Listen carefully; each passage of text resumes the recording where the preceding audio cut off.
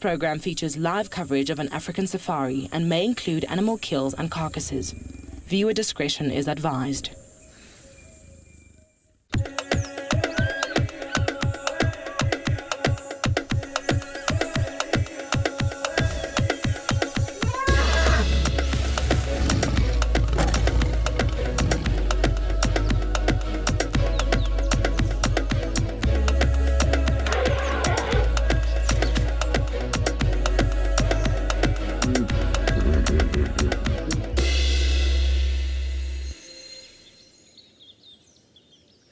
Yes, a very good afternoon to everybody, and what a way to start our Saturday Catterday Sunset Safari on our 17th birthday with a beautiful male lion just snoozing away here on this big open clearing south of our camp on Juma Private Game Reserve in the world-renowned Sabi Sands. Good afternoon, everybody. My name is Cedric, and behind the camera with me on Safari Sentinel, we've got a panda. And yes, 17th birthday for Wild Earth, and well, happy birthday Wild Earth. And it is fantastic to be here on this drive to celebrate such a special day. And how nice is it to celebrate it with a male lion, of course, one of the Kambula males, the same male lion that we had this morning. And he was pretty much found around this open clearing, and he hasn't moved too far. But yes, joining us on this safari this afternoon is on Wendy. We've got Amy and Muscles and Paul, and our wonderful team in Johannesburg. Our two directors is going to be Jared and Luyanda, and our amazing tech guru that side is Piwe, and our tech guru this side here at Juma is Max, also known as Showmax. As you can see, this is a live, this is an interactive show, so if you've got any comments and questions that you want to send through to us, please do so. As you know, this is, we've only got 3 drives left on a DSTV, so please make sure that you go and join us on the YouTube channel.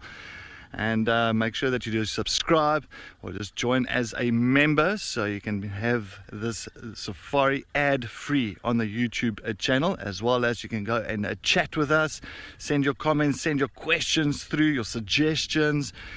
And yes, we are waiting to answer as many as possible. Well, if you are also joining us on the Wild Earth website, make sure you do register and send those comments and questions through.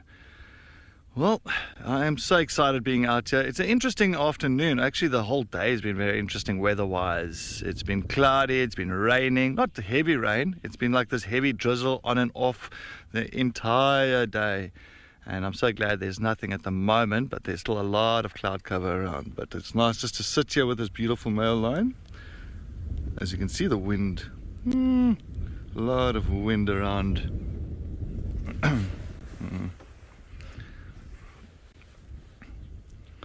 Darcy Miller, happy Freedom Day to you too. Thank you so much, Darcy Miller. Happy Freedom Day to you. And nice just to be out here in the bush, in the Sabi Sands, having this beautiful male lion on screen. As you know, this is the world's largest safari vehicle, and I'm so happy that everybody has jumped on board with us to view these amazing African animals.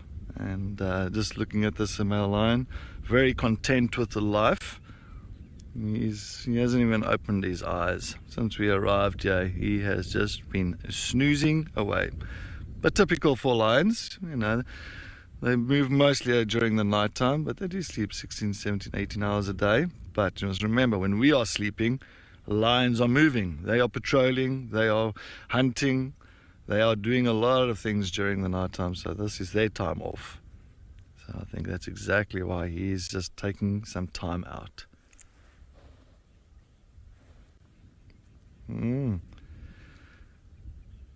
Jelly Bee, a birthday cat today, Saturday. What a way to start it. I can believe this is an amazing way to start. I'm sitting here and I'm just loving this male lion. He is so beautiful. So this male lion is from a coalition called the Kambula Coalition. And the Kambula Coalition is 4 brothers and their sister. And well, he's the only one that's made his way onto Juma. The other 3 males, apparently they were further south in the Sabi Sands, quite far south from where we are. So I'm hoping that he really starts calling tonight. Maybe he'll try and locate them. But lions can cover a huge distance very quickly, very, very quickly. I mean, this male lion was yesterday afternoon. He was on a property called Elephant Plains, Shirley area, and that's quite far west from where we are now. You know, give crow's fly from where we are now, it's about 10 k's. So he's covered a little bit of a distance last night. For us, it's a huge distance, but for him, hey, they cover it very quickly, very, very quickly. They know the shortcuts through these areas. But for now, he's just going to rest. Imagine traveling all that way last night, so he's just taking a little bit of time out at the moment. And you'll find once it starts getting a little bit cooler, the sun starts setting, getting a bit darker, that's when this males start becoming a little bit more active. Lynxie is a magnificent boy. He's got a lot of battle wounds on his face, a lot of scarring on his face. I mean, that's due to other fights with male lions and all that. Typical with most lions around here, you'll find that they've got plenty of scarring around, but that's just the way it is. Some good old battle wounds. Fortunately, a lot of grass in the way at the moment, but we will sit here for a little bit. I'm not going to sit here for the entire time because he is just going to be sleeping like this. So 10 to 1, I might end up going off to the south from this male, go towards Treehouse Dam, a beautiful dam in the area. Go take a look around there, see if we get any luck for, you know, elephants, buffaloes, you never know. Some nice bird action for the afternoon.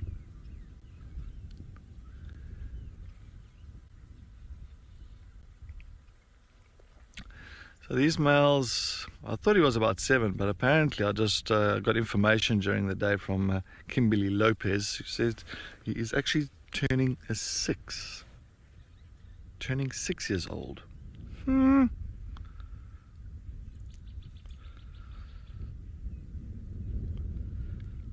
So that's still very young for a male. 5, 6 years old, that's when they really tend to start looking for areas, territory to take over and all that. And I think that's exactly what these 4 male lions, the Kambula males, are busy doing. They're just really making their presence known.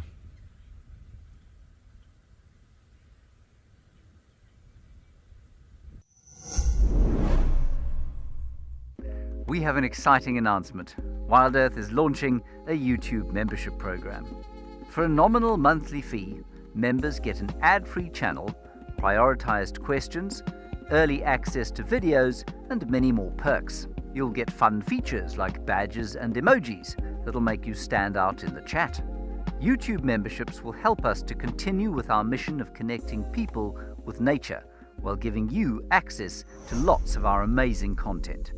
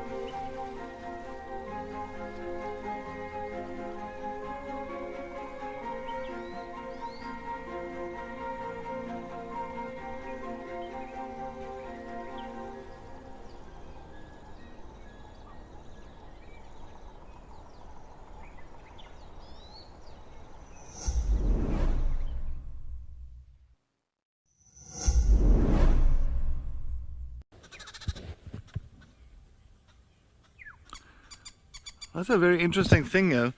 Wonder, we've got a vulture, white-backed vulture up in that tree. Huh, I just saw that now. Usually a white-backed vulture sitting up in a thick canopy like that is not a common thing. They usually always sit on dead trees, sitting in the dead trees, because, you know, for their feathers, that when they take off or when they land, and sitting in these very thick canopy trees and all that, it actually kind of messes their feathers up a little bit. So interesting that this white-backed vulture is lying up there, or not lying, sitting up there on this marula tree. Very, very interesting. Well, I wonder if there's nothing. Remember this morning he was picking up on a scent. This male lion there, Panda. Remember, he was sniffing that side. So, as I said, I want to go and take a look around this area. Just going to see and do a bit of a scan around one or two of these roads that's just to the south of us, and to see if we get any luck with something else around here.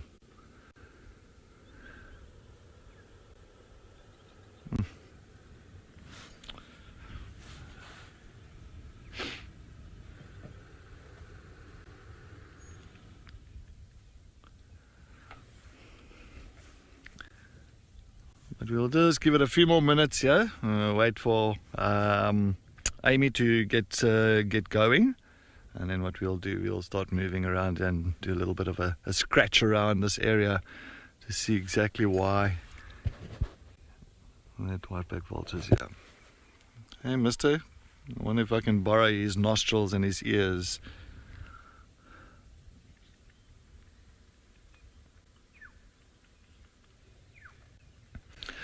Swift guy, not really. I know what you're saying, like the recovery area for injured lions, but I think it's just, he's not injured. He's not injured. We saw him this morning. He was walking perfectly well. There's no injury to his spine. That's the first things they go for, is the spine and the genitals when they fight with other males, because they try and sever the spine or they try and rip the genitals out, and that's the first thing. But he's got no injuries at the back on his spine, and just on his face he had one or two little teeth marks or claw marks there. So he's not injured at all. He is 100% fit and healthy. Apparently I think his other two brothers that had the run-in with the Kajima males in the southern side of the Sabi Sands, apparently they came off a little bit bad, but maybe that's why he's here. I think he might have been pushed this side just to try and avoid those other males.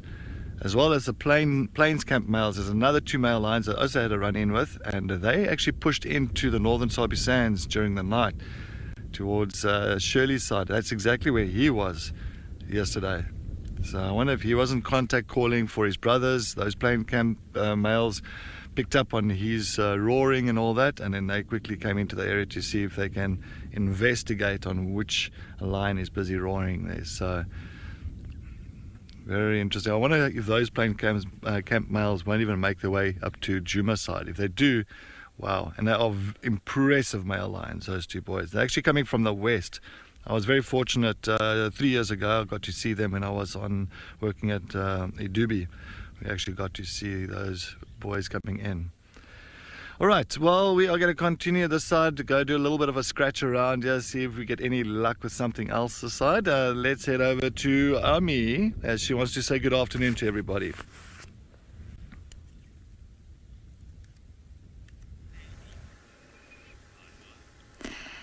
Thanks, Cedric, and yes, hello.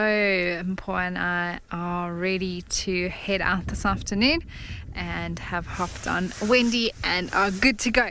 So thanks so much for everyone who is here joining us this afternoon, and glad to see that male is still sticking around, and hopefully we'll be there a little bit later. We can catch up with him and see if he does do any roaring. That'll be a lot of fun.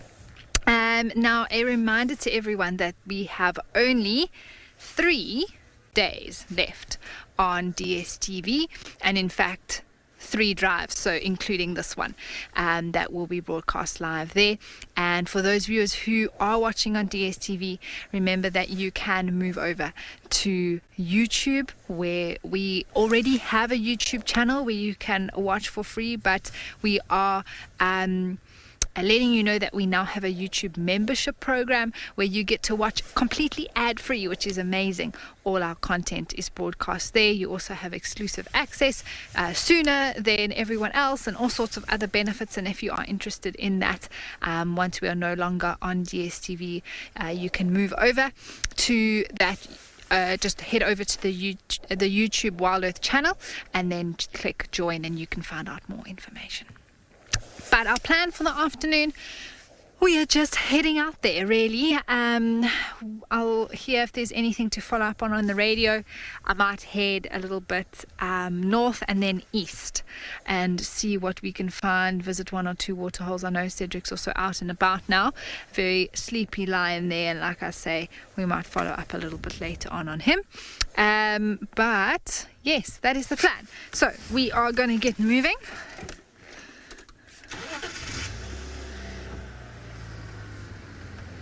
See what else we can find. Some elephants would be nice. I'm still keen to find zebras.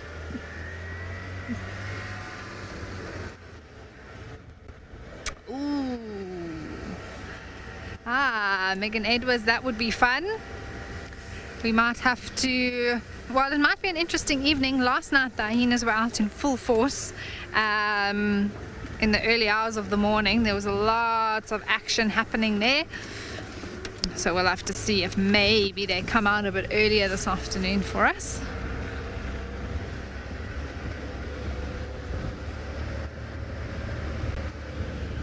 But the clouds are still, there's some very dark ones still around.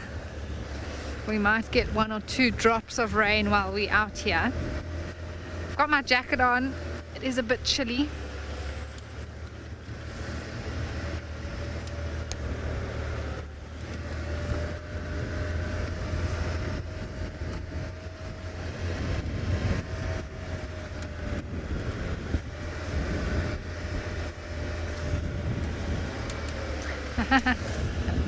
Okay, Nangle, that would be incredibly special.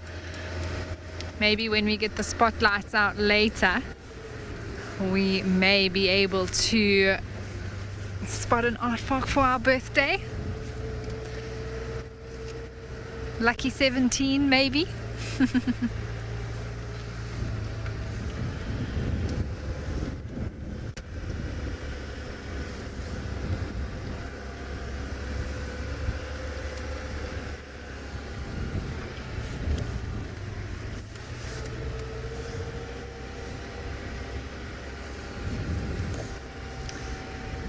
Now this particular road, Cedric did drive it this morning, so I'm also just looking if there's any other tracks. I know that he had a brief glimpse of tortoise pan, the leopard, that actually crossed out of Juma, so I don't think he would have crossed back during the day, but anything's possible.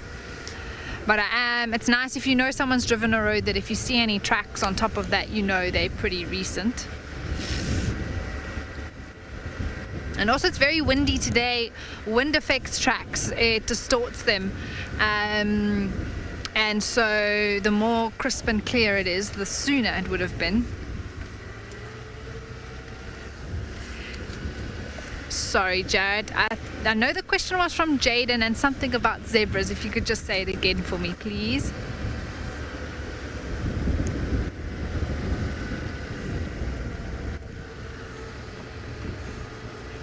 Oh, no, I wouldn't say it's too thick, Jaden. I've seen zebras on this very road actually. I just feel like they're always passing through, never sticking around. And there's lots of open areas where they would enjoy. I think maybe my suspicion is there's a high predator density on Juma. There's lots of leopards and lions around, so they tend to not stick around here too much. But that's actually true for the whole of the Sabi Sand Nature Reserve, so you know, maybe that's why they just move around a lot, so we don't see zebras in one place for very long periods of time. Like sometimes you get a herd that is predictable to see in one area, in the Greater Kruger for example, but in this sort of densely packed high predator density area, I think things like zebras keep moving around, so they're not in one place for too long. That is what I think.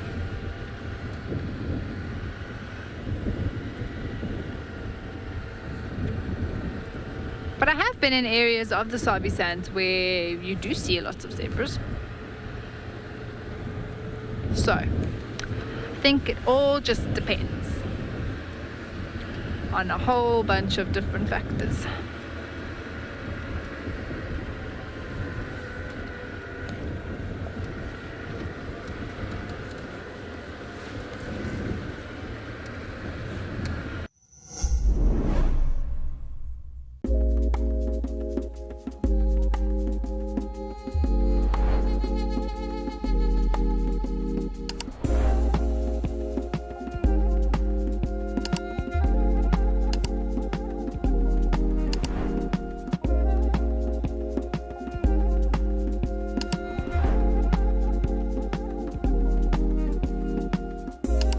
This is On Safari.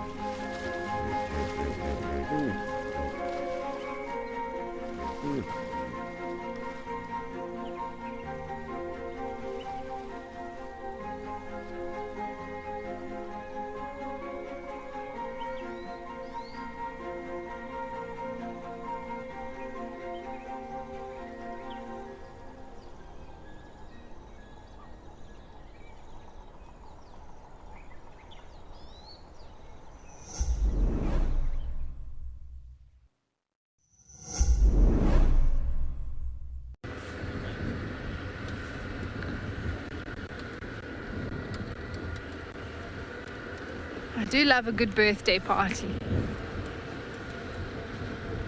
Unfortunately, I haven't had time to make a cake. We did have some chocolate cupcakes though this morning, thanks to Charlotte, so that was lovely.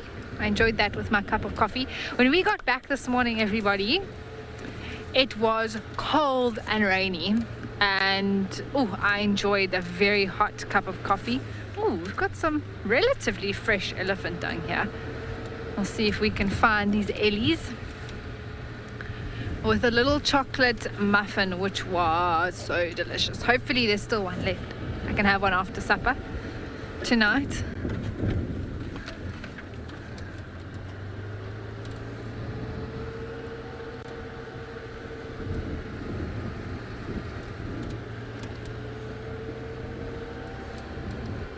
But Canaan buffaloes would be very cool.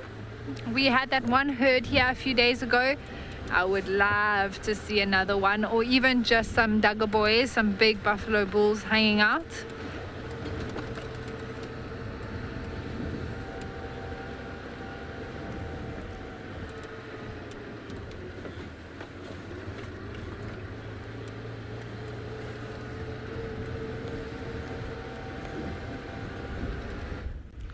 Thank you, Amy. Yeah, bake a cake. Apparently, Amy is she can cook, she can bake. So it looks like she's got some skills in that department. As you know, my cooking or cooking skills it doesn't exist, and definitely my baking skills is non-existent. Non-existent. I don't even know what to put together to even think of baking a cake. Yeah. Panda, can you bake a cake? Oh, can you? Okay, now you make me feel bad. No, thanks, Panda said he'll teach me. Yeah, no, it's not definitely not my forte, that.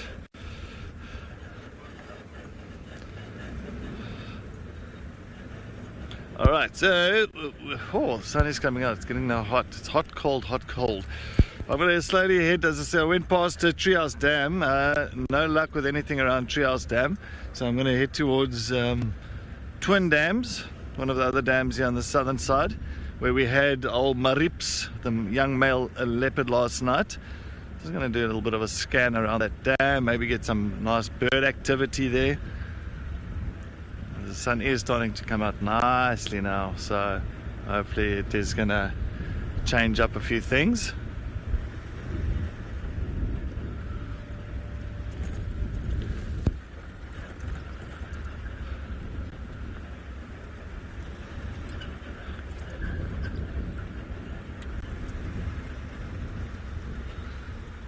Oh, Tatiana, my coolest experience that I had on a live drive with Wild Earth. I guess you're talking about with Wild Earth. Wow. I think it must have been my last stint. I think there was two moments on my last stint. First one was following tortoise-pan, the male leopard, going for the warthog, and then Mulwati, the other male leopard, came out of nowhere and grabbed the warthog from tortoise-pan. That was something amazing. That was crazy stuff. And then my second one, which is very sad now, but it was fantastic then, was finding Chela, the female lion from the Nkuhuma pride, and got her, and then next moment had the three little cubs right next to the vehicle. Yeah, unfortunately she has lost those cubs, but yeah, those were one of my best ones. Oh, there's so many. I'm thinking there's more coming up as well. There's more moments here. Columba with her two youngsters 2 years ago, with that leopardess with her two cubs of the young male and the young female. Had some great sightings with them. Nkuhuma pride taking down that buffalo there at Buffelshoek Dam. That's another one. Mating leopards here the other day. I think I can just go on and on and on.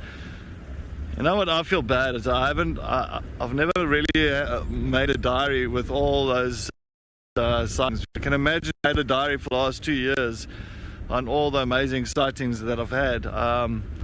Yeah, then I would have continued just, I think I would have chatted the entire 3-hour game drive with all those sightings. Yeah, plenty of great sightings. Sorry, Jared, go with Tatiana's question or comment there. I heard you, but I was not paying attention. Oh.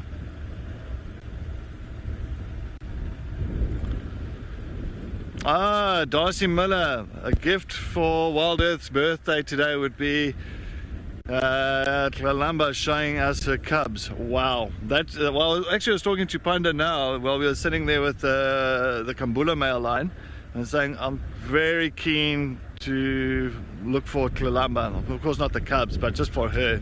I mean, she'll decide when she wants to show us her little ones and that. But just to see Tlalamba, then at least we can, you know, take a look of how if the suckle marks are still there, or, you know, if she's got the suckle marks because she had the milk pouches going. I couldn't see any suckle marks the last time, so difficult to say. But yeah, that'll be nice. Tlalamba for Wild Earth's birthday. Alright, while we're approaching Twin Dams, not too far from where we are now, let's head over to Amy as she's doing some birding for the afternoon.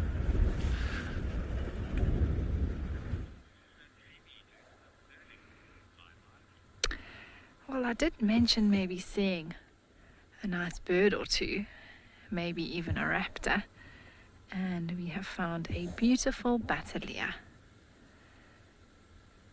And he was catching some golden rays here up in the open, and just a beautiful sight indeed, with that very orange, bright orangey red face.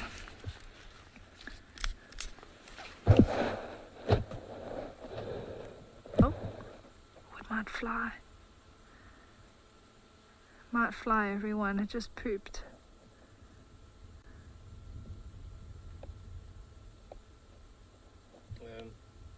Can you put your phone on this side?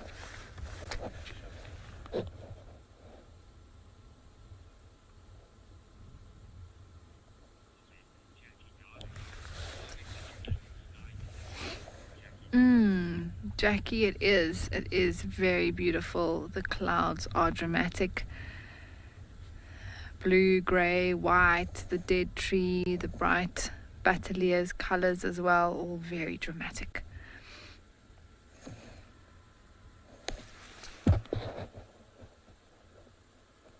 I love how bright its legs are as well.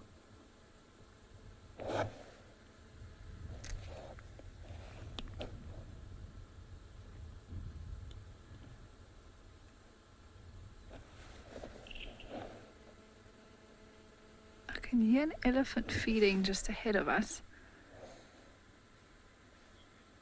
Let's see if we can see it. Kerry, yes indeed, you say your favourite tightrope walker. And that is what their name refers to, everyone. Bateleur, it's derived from French, meaning tightrope walker or acrobat. And that is paying homage to the way they fly and the way that they're able to soar in the sky. It's very smooth and acrobatic. Looks like they're balancing on a tightrope from side to side.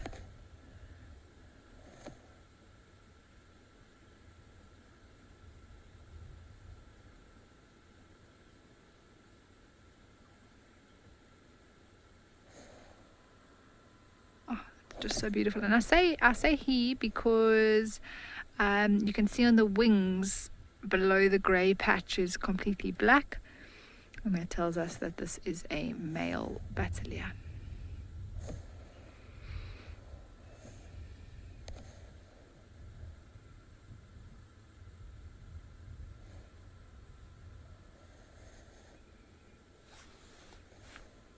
Oh, look at the sun now on its face and legs.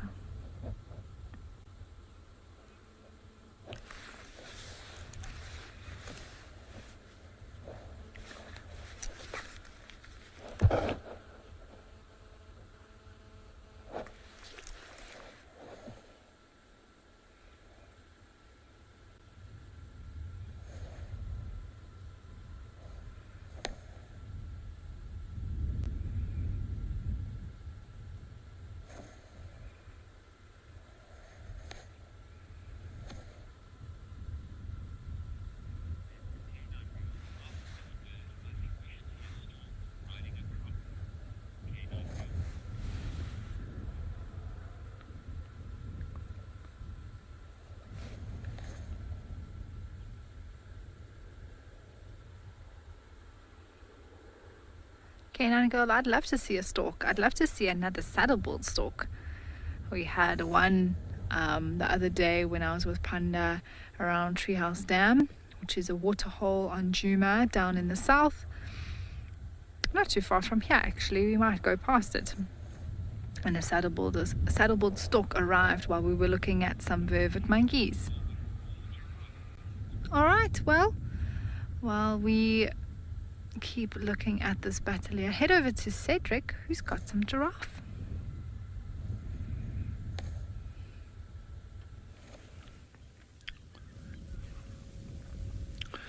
Thank you, Amy.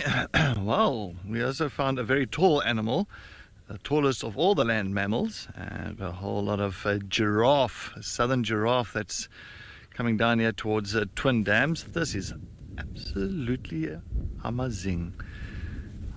Got a nice dark male in the background in the far left area. Got another 3 other males, lighter ones in the foreground, and then there's another one behind the bush. I couldn't see. I'm trying to see. I saw hair on top of the horns. I thought, yeah, there's a female to the right. Yeah, there's a female that's just poking her head out on the right hand side. How nice is it to have a giraffe? Now, we don't really get spoiled by too many giraffe sightings here at Djuma. So it's nice just to see them again here. I was actually hoping that they were going to come down for a drink this afternoon, but maybe they've already done that. It seems like 1 or 2 of them want to move away. But always people say, yeah, it's only the old males that go dark. It's genetics. I've seen females, it's just as dark as that male on the left hand side. It's all genetic, all in the genes. It's the same as some male lions have got dark manes, some have got light manes, some have got a grey like kind of coat on them, some are tawny. So it's all genetics. But look at that, all moving away slowly but surely. But looks like they, I don't see, they're not trying to compete with that for that female. No, they're not too bothered. You can see I keep on looking at something to the right there, where we had Marips last night. I actually had him in that tree last night, so I don't know what they're looking at. I'll try and investigate very shortly. Chase, no, the giraffes aren't, these giraffes aren't related. So it's not like Nyala and Kudu where they are related, you know, in the herd itself, but these giraffes pretty much moving from one herd to the next herd. They won't always just remain together. Oh, changing it up a bit.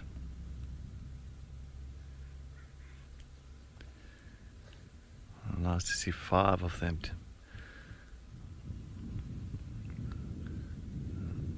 Looks like maybe that one male, it looks like they might be necking there behind the bush. You can see that one male's heads are busy ducking now and again there.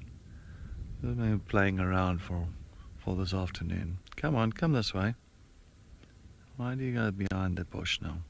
There we go. Come out to the open area. There we go.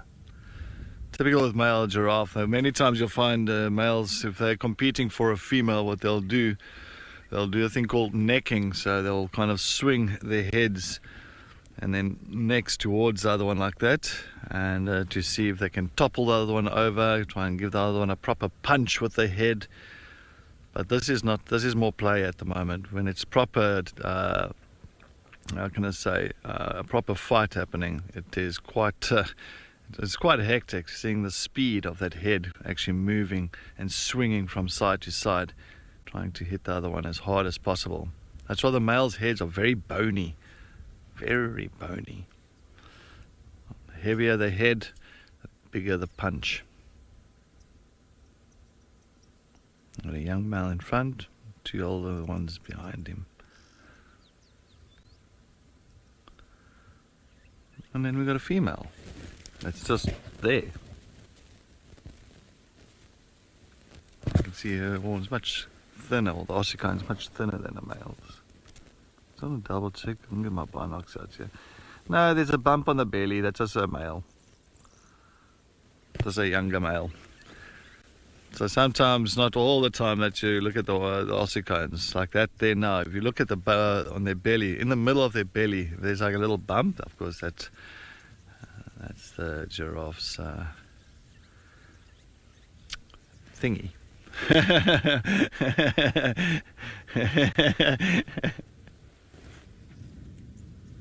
Right.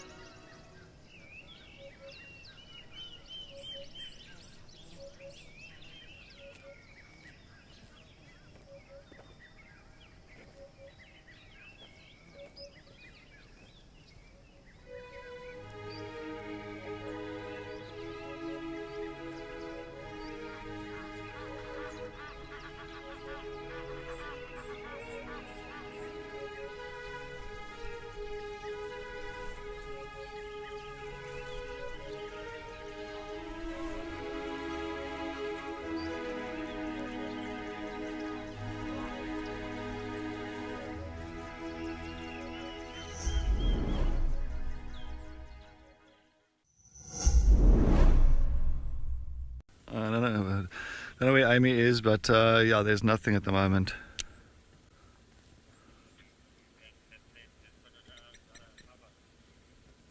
Oh, sorry, I just left him open lock. Still the same lock as this morning. Still there at Timbeta, just west of Timbeta House.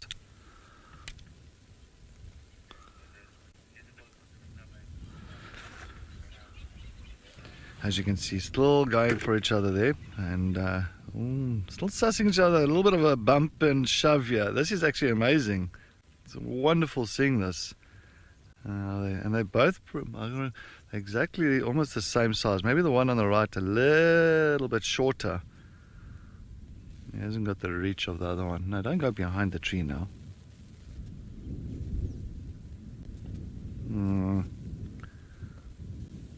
Just wait. Hopefully they pop out there somewhere. There they go.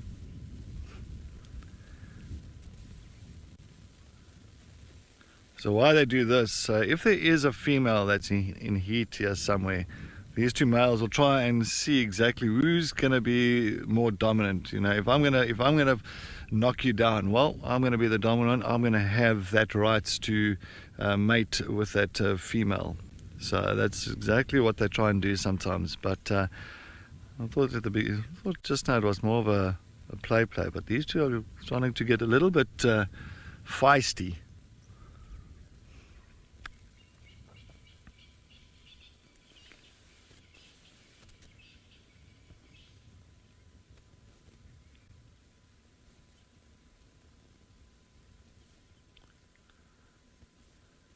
Oof, good old neck shot there. And you can see on top of the ossicone, it's got that bald spots. Now that's exactly why it's pretty much there's no hair on top of the male's horns or the ossicones, because when they do this necking, it almost kind of rubs the hair off right on top, and then eventually ends up like a bald spot on top there. Oh, look at this. This is amazing. I love the good old shoving match.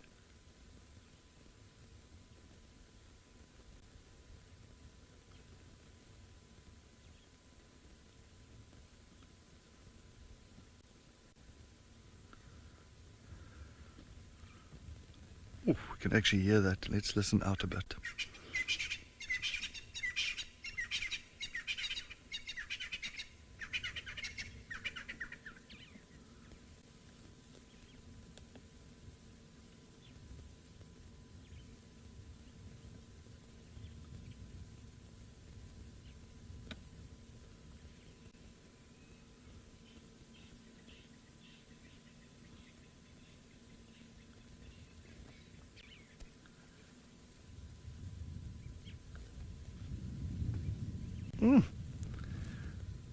Oh, good. That was a good kind of weaving there, duck and weave.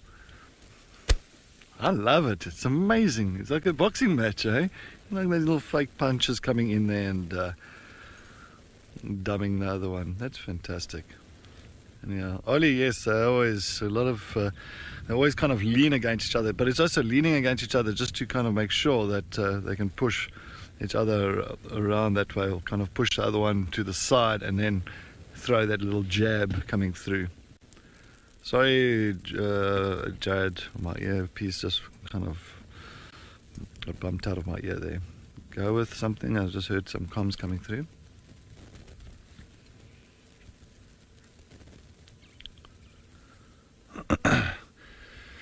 Pucky, yeah, this doesn't know, this is agree. As I thought first in the beginning it looked like a little bit of fun and games, but now when you start seeing them, how can I say, swinging their heads with proper speed and also the shoving, almost seems like they are starting to really test each other.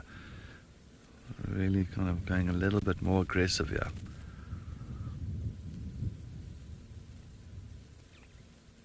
Watch how they wait.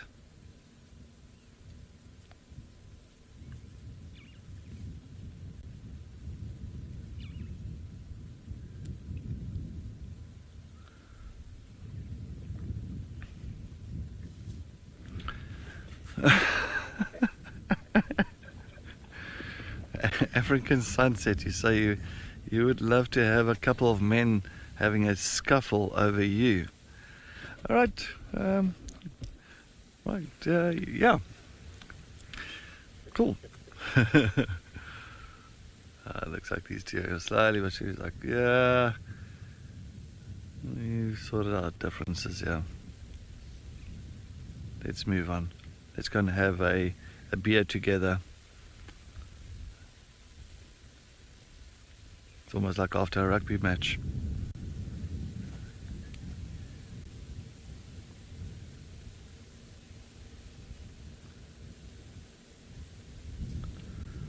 Alright, looks like they are slowly moving off and all that while they do that. And while we continue with our safari, let's head over to Amy to see what's happening at one of the waterholes where she's landed up at.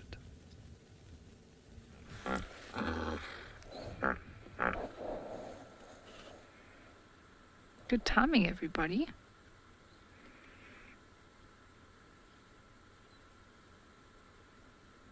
We've arrived here at this waterhole called Treehouse Dam, and we've been enjoying some very dramatic skies with quite a dramatic hippo.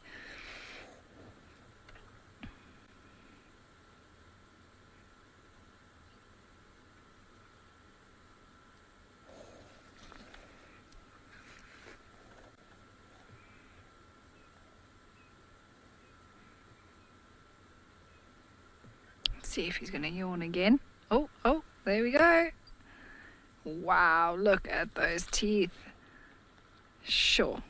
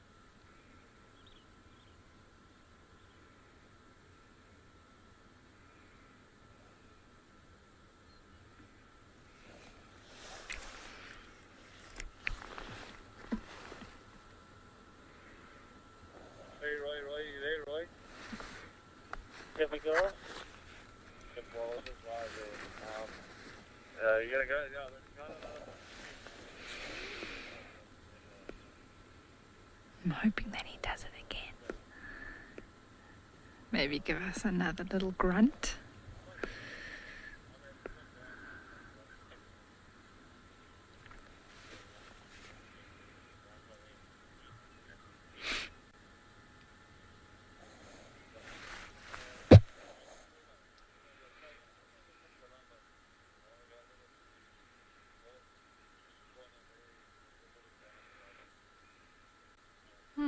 Back to relaxing in his waterhole.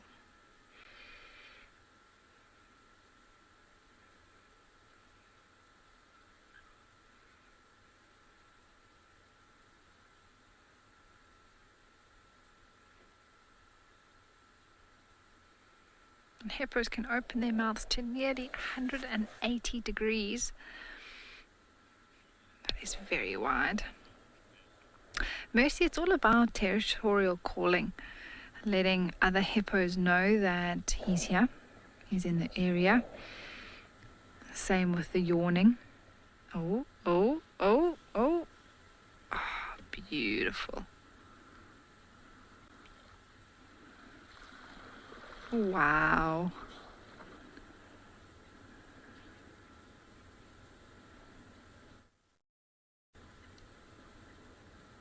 And I've heard that it is believed that this is Dewey, the hippo that was always in the other waterhole right close to Camp Kodgari Dam.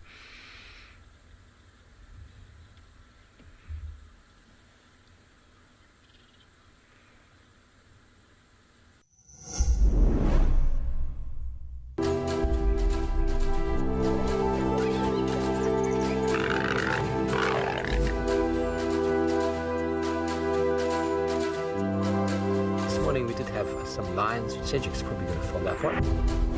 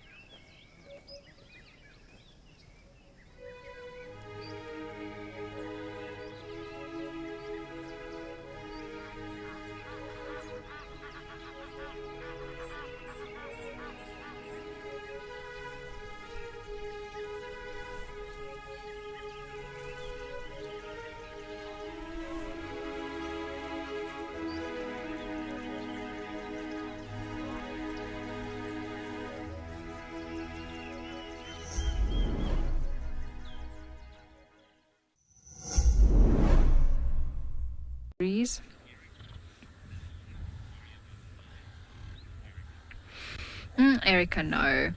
Especially not while he's in the water. He's got no worries in the water. Outside of the water, I mean, he is huge. So still would be a massive effort to be taken down by lions. And also he can cause some serious injury with those tusks that he has. So lions aren't going to hunt a hippo too easily, unless of course we go into a drought or a season where the hippos are weaker and weaker. They're not able to defend themselves so easily, and then yes, lions are opportunists. If the hippos are weak and not strong anymore, or just not able to muster up the energy or strength to defend themselves, then they will be taken down. But at this point, with so much food, the bush is still so green, even though we're in the last week of April. Lots of water around. This hippo really doesn't have any worries at this point.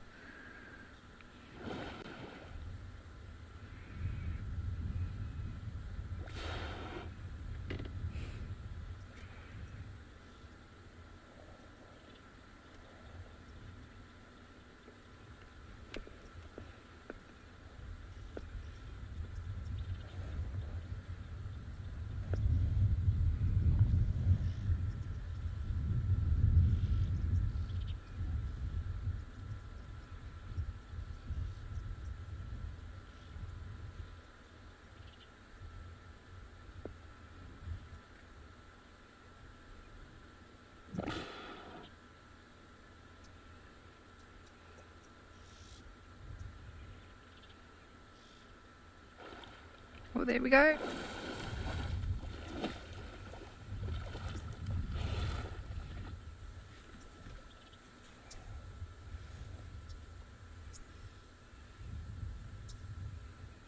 The ripples are so beautiful as well.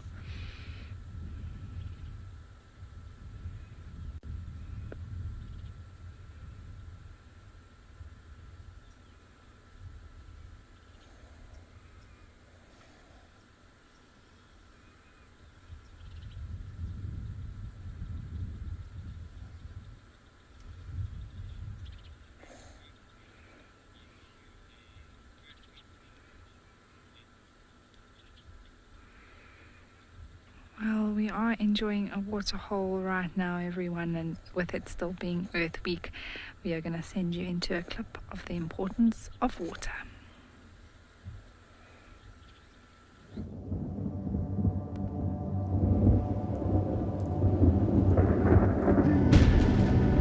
No life on our planet exists without the simple combination of hydrogen and oxygen, that is,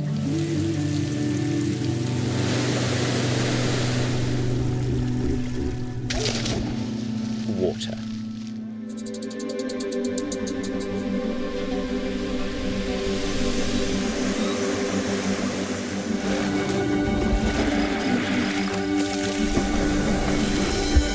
Every cell that makes up the wonders of our natural history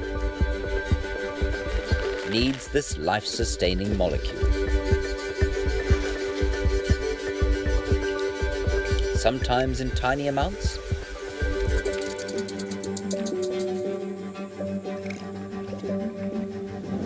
sometimes in torrents.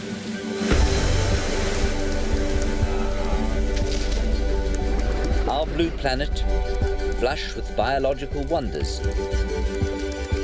would be a desolate, lifeless place without miraculous H2O.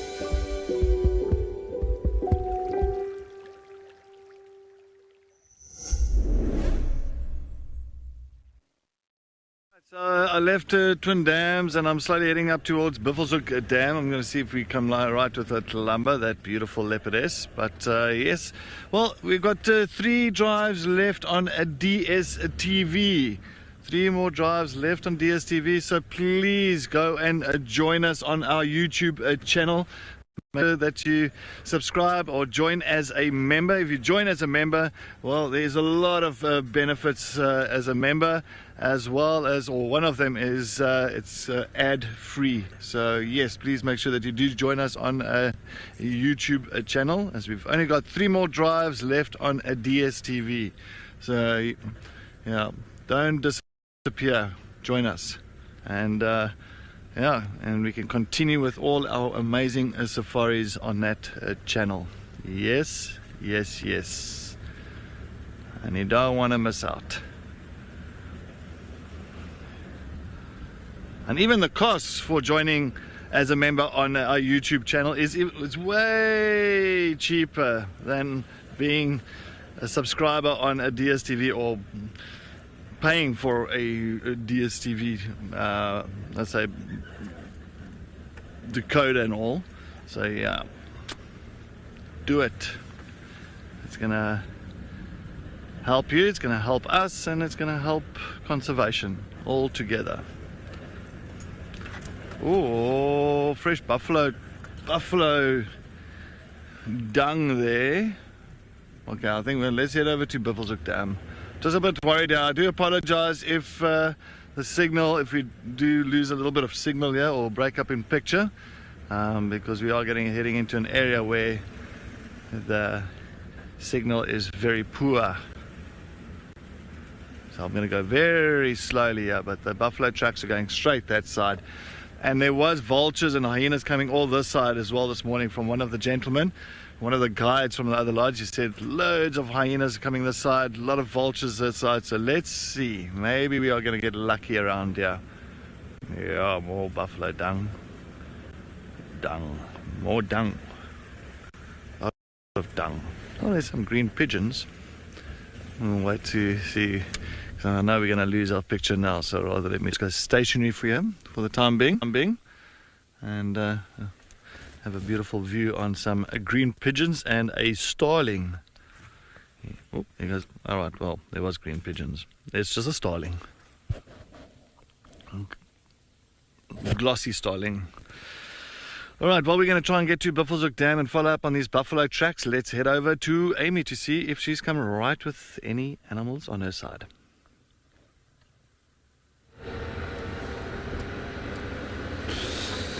As usual, Cedric, it happens to the best of us. The birds flying away.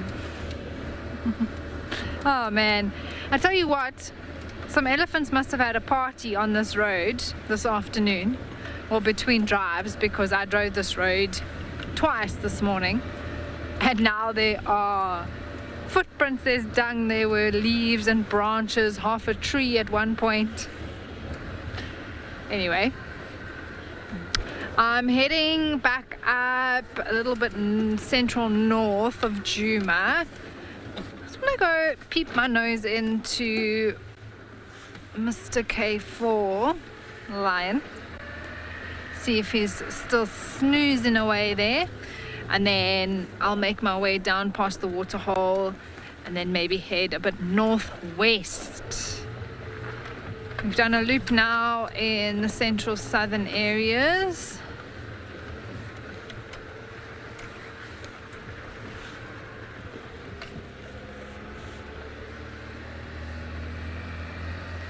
It'd be good to check all the corners. I'm so happy there were some more giraffes with Cedric.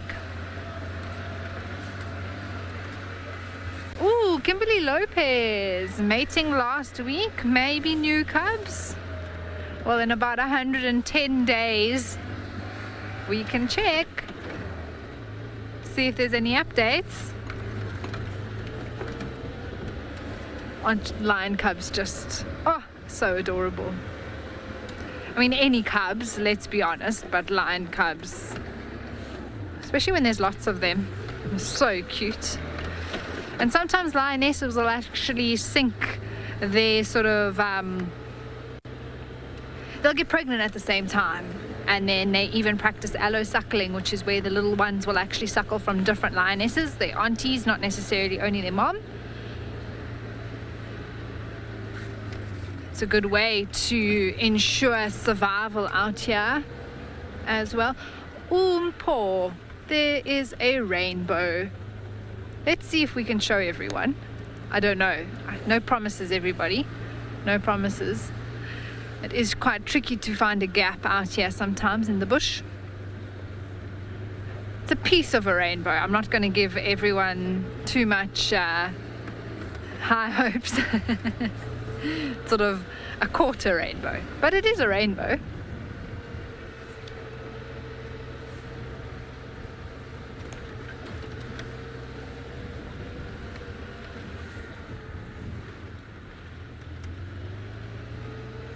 Might get a nice gap coming up.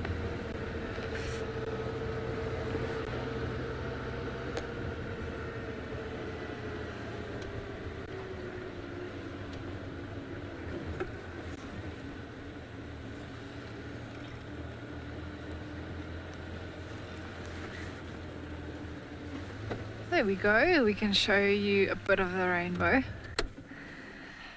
that we're looking at. There it is.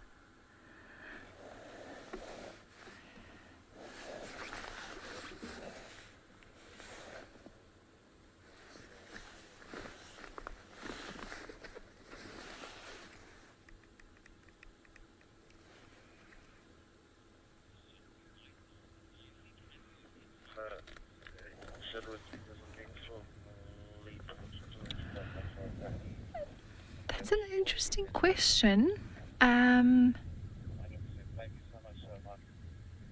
It's very possible, I suppose. Maybe baboons and monkeys can see it. I don't think some of the other animals can, just because of the colors.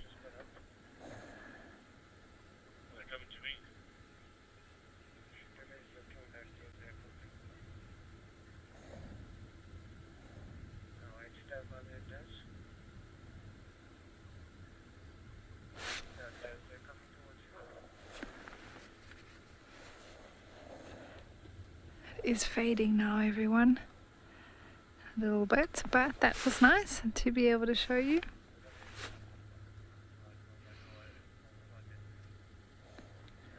And just in front of us is actually Mr. K for the line, so we are gonna head into there. There's just one vehicle leaving, and then we'll check in. But beautiful, there we go.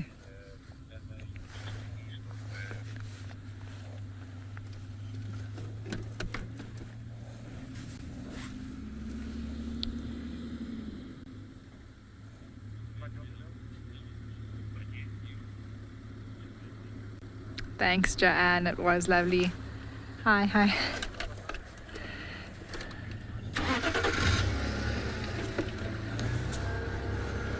I'm so glad we could show you that before we head into check on this lion. I do believe he's still lying here.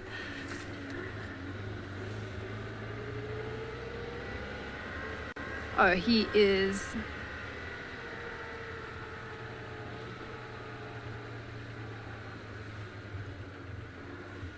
Just over there.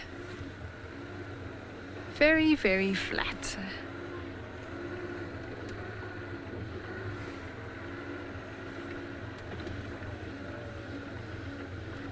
So we won't be here too long, everybody, while he's just resting away.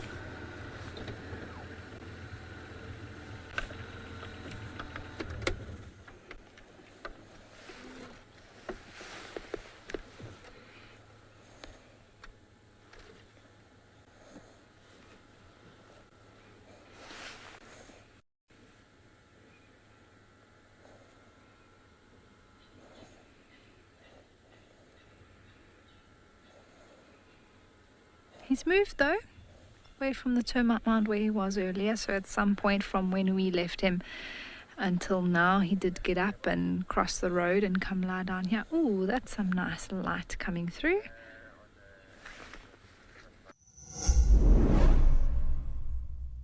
We have an exciting announcement.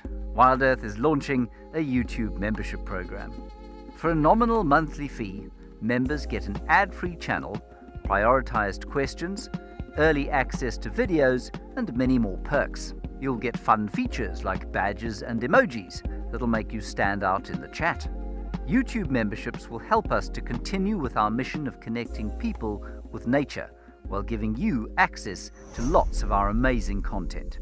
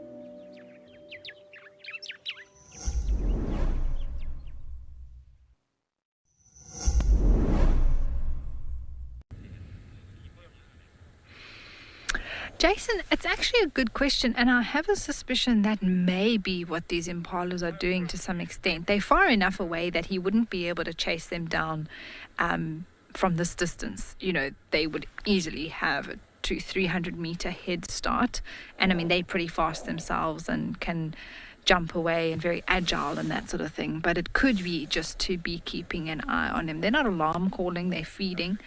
All right, head over to Cedric. All right, everybody, we've got Lalamba. Oh, she's running. She's running. I'm just going to try and keep with her. Oh, she's just running in front of us. Yeah, we got Lalamba. Oh. All right, let's see if we can. Don't know if what she's running. Yeah, but we got Lalamba, the leopardess. All right, you ready? Panda, I'm going to just stop here quickly. There's Lalamba, everybody. There's Lalamba, a beautiful leopardess. She's just come on to Djuma here from Chirakat line. And she's heading straight further west into Djuma. Okay, we're going to try and keep with her. Huh? We're going to try our best. Huh? Oh, hopefully Sentinel will... Well, I'll just have to keep our eyes peeled for no funny stumps. Yeah, because the last thing I want to do is get a flat tire. So let's hope for good luck. But she's still running. And she's after something. She's seeing something that side. Sorry, Panda, we'll have to duck and dive here. Oh, there's a big spider nest here. I'll just watch it. It's going to come past you there. Don't worry about it. Okay. But she's just in front of us there. She's just in front. She's looking for something. I'm not too sure. She's following something here. But beautiful. Oh, Lalamba, one of the leopards, female leopards that hangs around here in Djuma. And she's just sniffing around there now. I want to see. Oh, that belly is. Those small pouches are quite big. I think. Let's see if we can shoot around this side. Yeah. All right, ready, Panda. Let's see. It's going to be too thick there. Let's see what we can do. Jared, we're just going to try and keep up with it. Yeah, well, actually, yeah, stay with us. It's fine. Don't worry. Stay with us. Maybe she goes up into a tree. Vicky, yes. Oh, this is fantastic. I'm just hoping that Sentinel survives my driving skills here. Yeah, she comes up here. Let's see if we can get in front so we can just view her nicely. You ready? Yeah, she comes. All right. Right, here she comes towards the tree. Let's look if she's got any suckle marks. Looks like she's got suckle marks there. Yeah, she's got suckle marks.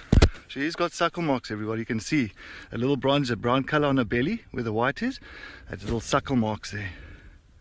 And with the milk pouches. Yay! I wonder if she's got the youngsters inside Torchwood. Her cubs or cub. This is amazing, everybody. Amazing.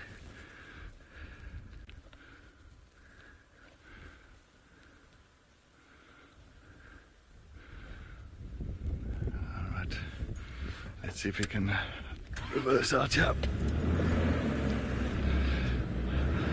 James, if you are watching, don't worry. I'm looking after Sentinel. Don't worry. I'm trying my best to not get any flat tires here. It's nice and open here at least. Oh, you see her now. Has she gone already past?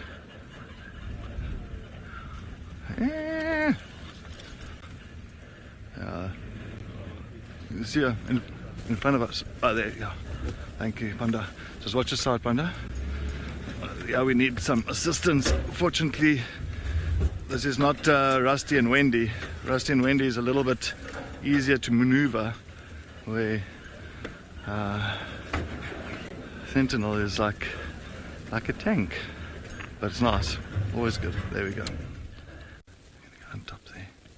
Watch how she crouches. She's crouching, just hiding, just behind the grass. I don't know if she's following something here. Yeah. Audio bad. Better? Better. Alright, it's better. Do apologize, my audio. This lapel on this mic is not the greatest. Sometimes it just touches my jacket and it goes crazy.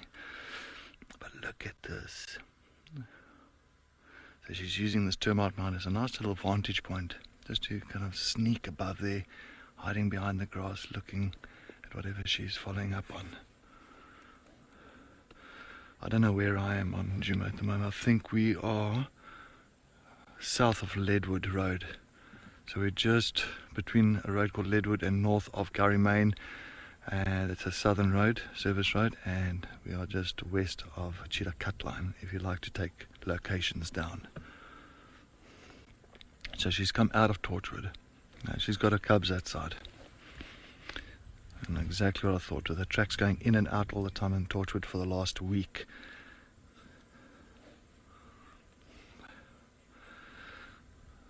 Giraffe call, yes, birthday cake. And what did we say? We're going to get Lalamba on. What's a perfect present for Wild Earth's 17th birthday would be Lalamba gracing us with her presence. And here she is.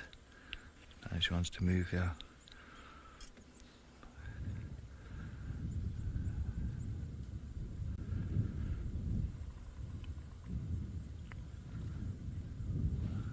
She's coming down now.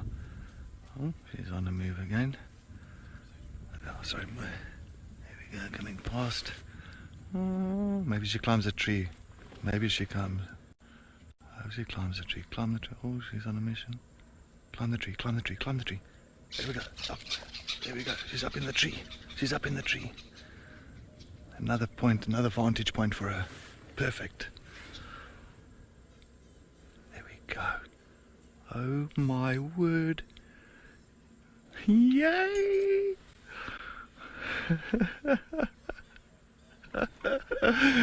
Are you good, man? Yes, you Panda, this is brilliant. Wow.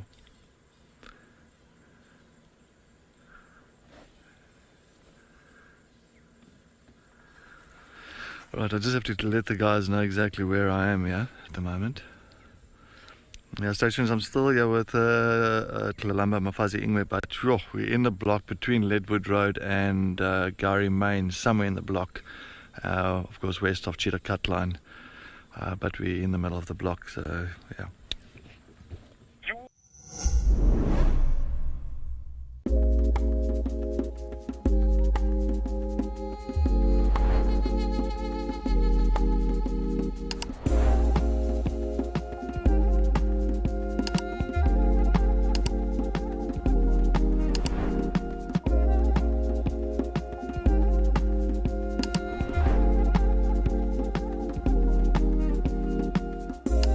This is On Safari.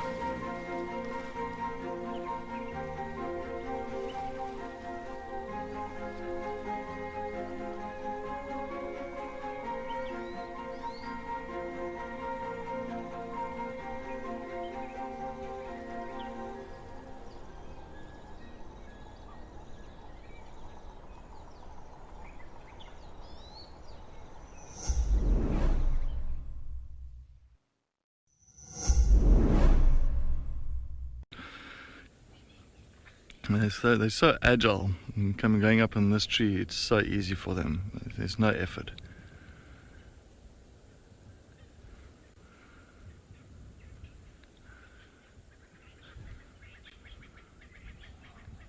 She's still just looking around, just scanning the area.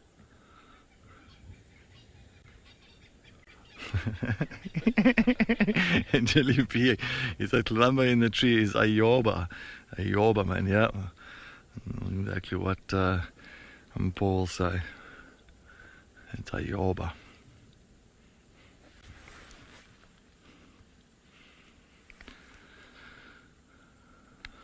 But yeah, no, she's definitely 110%. She's got suckle marks there. Nice little. You can't see from there, but early on you could see those little bronze colours on her belly around the teat area, and also the milk pouches. So, oh, now it's just to see them. Hopefully one day she takes us to them. One day. But that's on her time.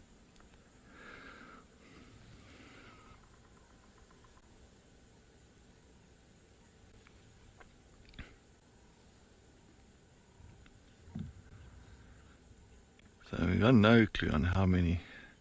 But I want to speak to one of the gentlemen that can actually traverse to Torchwood.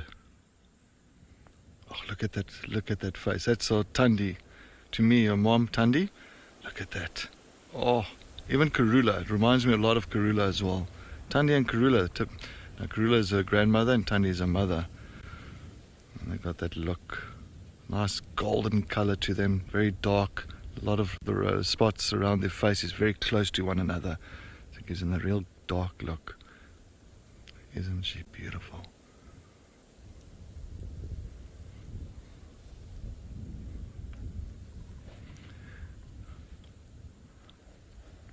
What are you looking for, girl? Maybe she's not too happy. I remember when Sumi's tracks came past and Sumi wasn't seen too far from here 2 days ago. I don't think she's more looking out for food. And she needs to eat to produce milk for a little cub or cubs.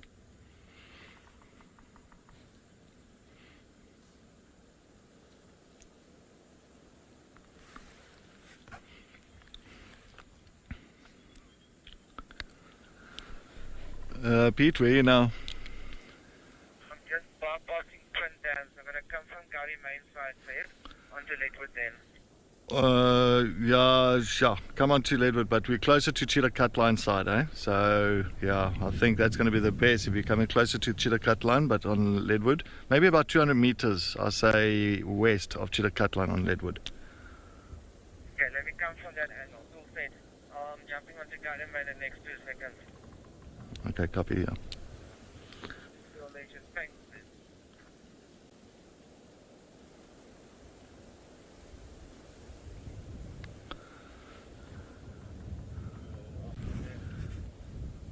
Thanks.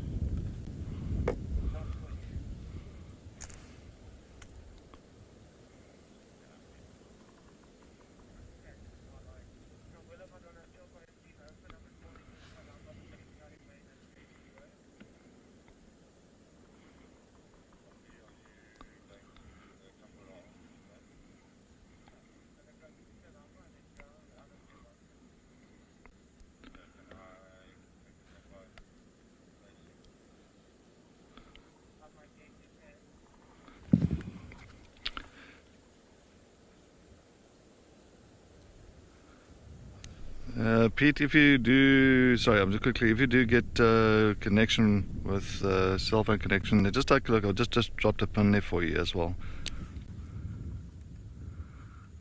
Okay, I'm sure going to get now closer towards the line. Okay.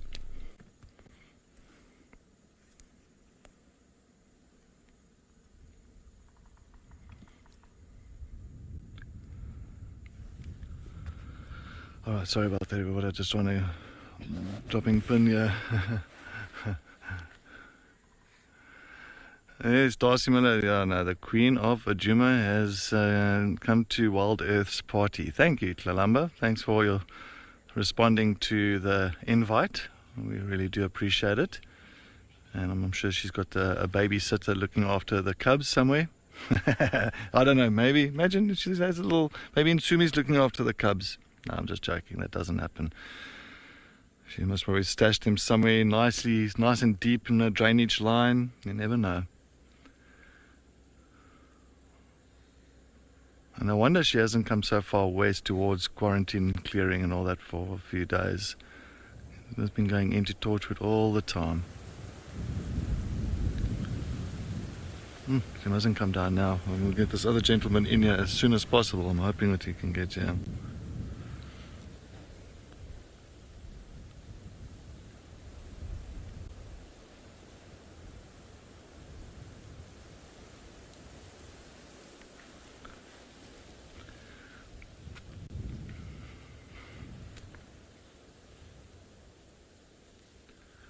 You can see she's not up in the tree to sleep, not at all. She's up in that tree to look for any potential prey around her. Maybe a duiker, a steenbok. So something around here for her. That's what she's looking out.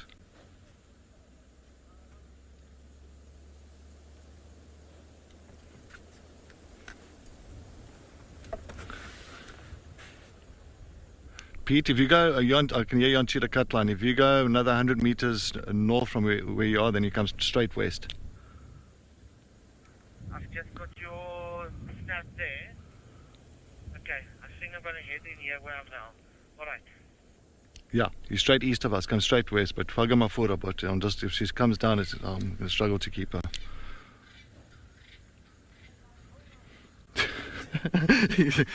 I just hear him. Hey guys, hold on. I think Lama's like watching from her beautiful viewpoint there. He's like, yeah, what are you guys doing?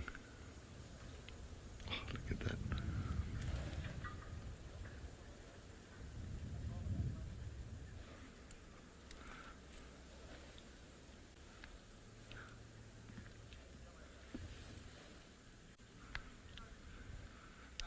Pete, I got your visual. Come. You see the marula straight ahead of you? She's in Pazulu. Yeah, just want to see where there's all stuff here. Thanks, man. Alright.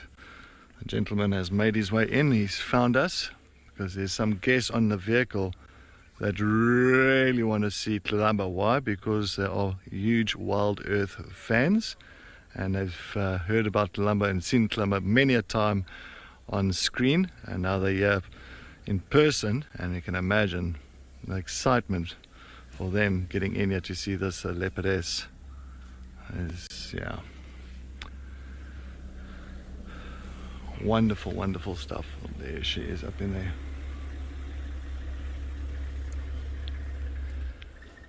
As you can see, just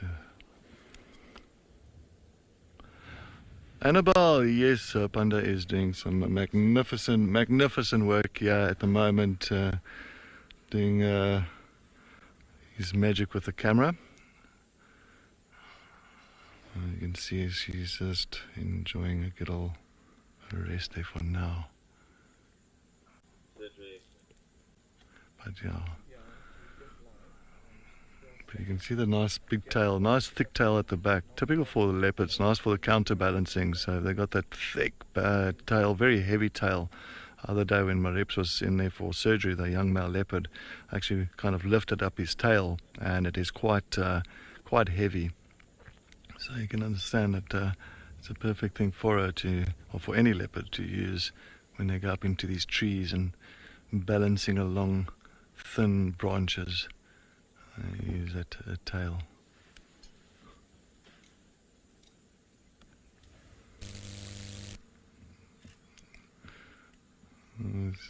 Let's have that little stick in front of her face at the moment, but that's fine.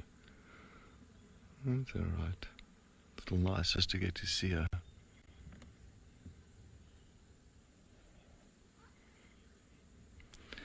Sierra Delta, yes, well, you can say half sister from the same mom. So Marips and Tlelamba, their mother is Tandi, a well-known leopardess that used to hang around the side, my favorite leopard.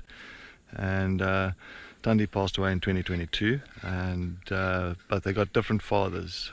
So must remember Marips is 4 years old and Tlamba is 6. So Tlamba's father is Tingana, a beautiful male called Tingana, and then Marips's father is Morwati, but the same mom. So you can say half brother, half sister. There it is.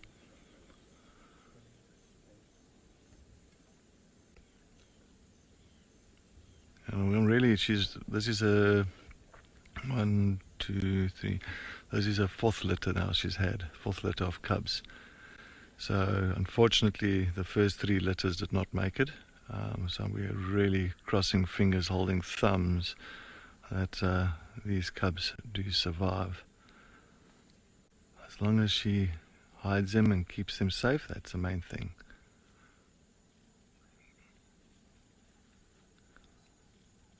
But it's very difficult for as a female leopard with cubs, a mom. Oh, it's a tough job. It's back and forth all the time, going out hunting. Hopefully that she can find something to catch. If she does catch something, eat as much as possible, trying to produce some milk, and then go back to the cubs, let them suckle, and off she goes again. So for a female leopard, it's a really almost like a 24-hour day job. Sorry, Jared.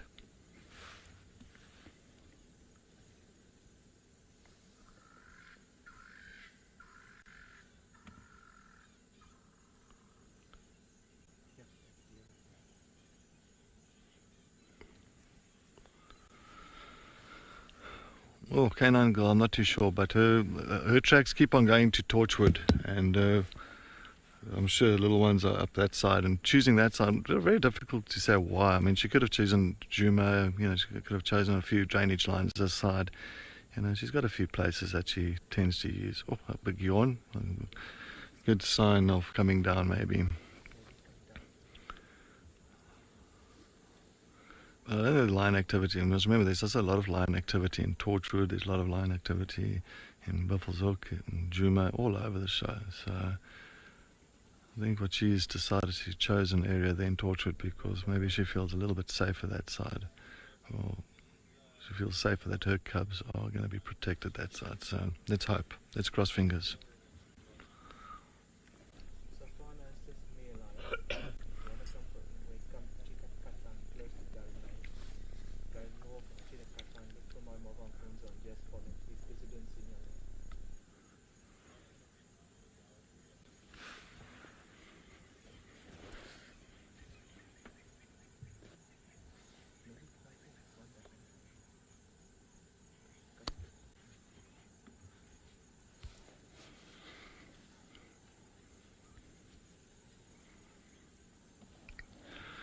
Mary, yes, it is quite difficult to raise cubs and all that. It's not easy. It's the wild. That's typical, You've got so many other predators around. If she's not there with the cubs, and those cubs are pretty much quite vulnerable to other bigger predators like your hyenas, to lions, to baboons, even pythons. So, especially when they're very small.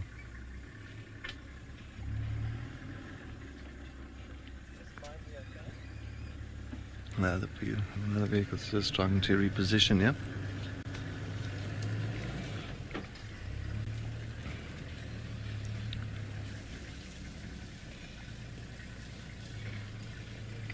Oh, she's going to get up.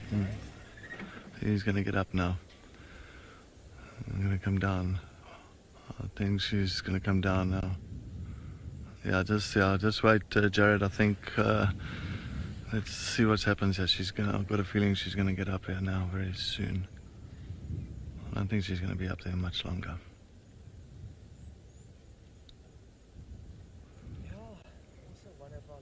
That's a telling sign is always the yawning.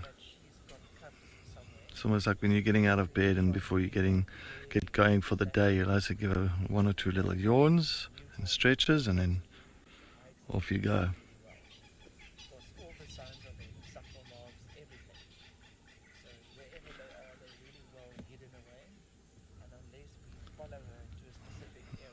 Looking back, I don't have any flat tires there. Nothing that side, eh, Panda? All good, alright. Yay!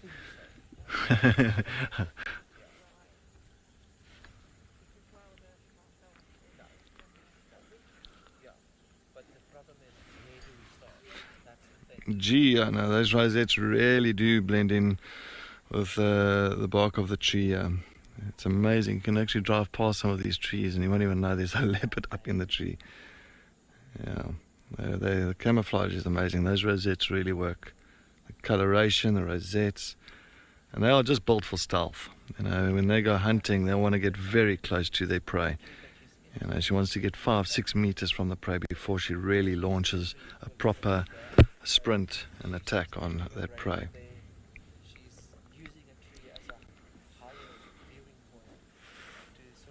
But she won't be up there long. She's going to come down very, very shortly. Oh, look at that face. I love when they move their head so quick. She's like, what's there? What's there? What's there?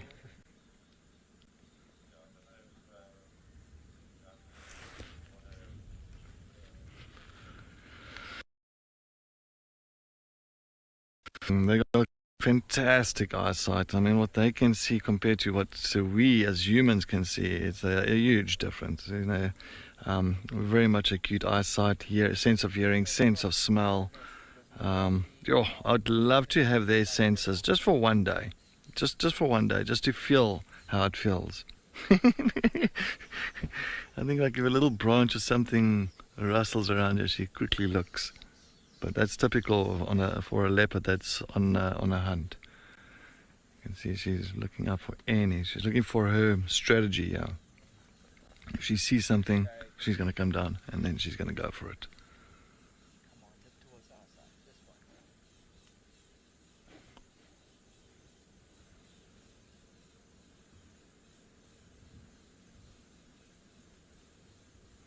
She's going to get up, Jared. She's going to get up very soon. Just letting Jared know. No, it's not going to lie there for much longer. Yeah, it's yawning. Yawning again. Oh, she's a beautiful leopard. Actually, to me, she's prettier than the female we saw earlier. She's got her mom's genes, you know. Mom was also very dark in color. Beautiful. But those eyes just are so mesmerizing. Yeah, she's going to get up now. You ready, Panda? This is where it all happens.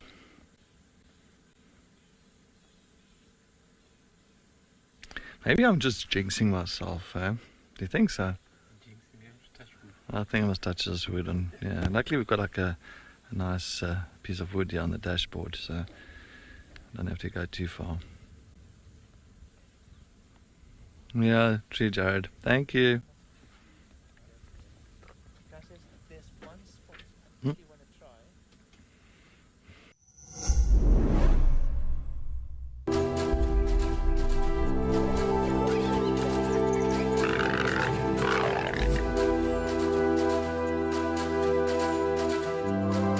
This morning we did have some lions. Cedric's probably going to follow that one.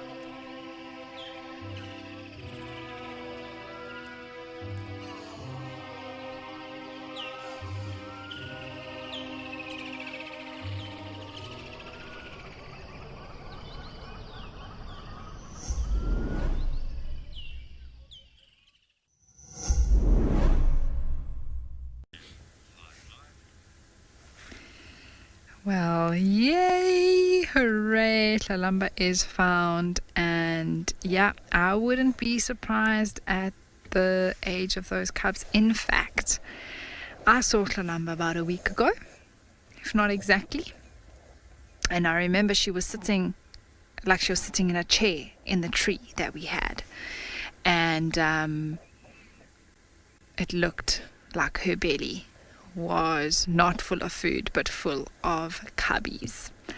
And I said, I don't see suckle marks, but I see that belly's a bit bloated. She looks pregnant, and I think when you can see it in a cat, it is right before they are actually going to give birth, and I think she may have given birth very much at that time a week ago or so. So well done, girl. Keep them safe, and we look forward to updates out of Torchwood if it seems that is where she is denning.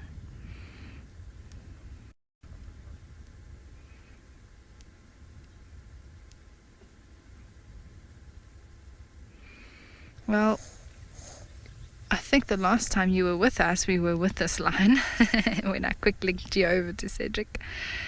But we have done a whole loop. We passed Gowrie Dam, where we saw some night herons. I believe they were on dam camp, but unfortunately they headed into the bush, waiting for it to get dark to come out. So yeah, we wanted to show them to you, but unfortunately not. And then we did a loop around. We passed Gallagher Pan, which is a little bit further north, and came back around and ended up here with K for the lion.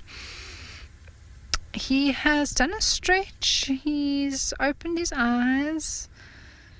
He's pawed his face a bit, but other than that, no other real signs of any sort of activity.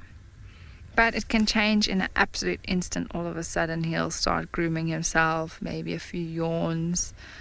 Fingers crossed, maybe a roar for our birthday.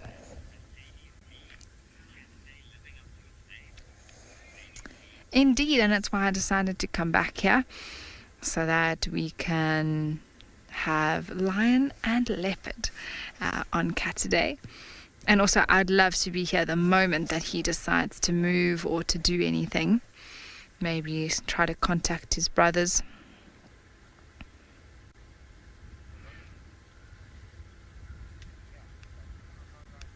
Oh, half a yawn. That was really not very enthusiastic, my boy.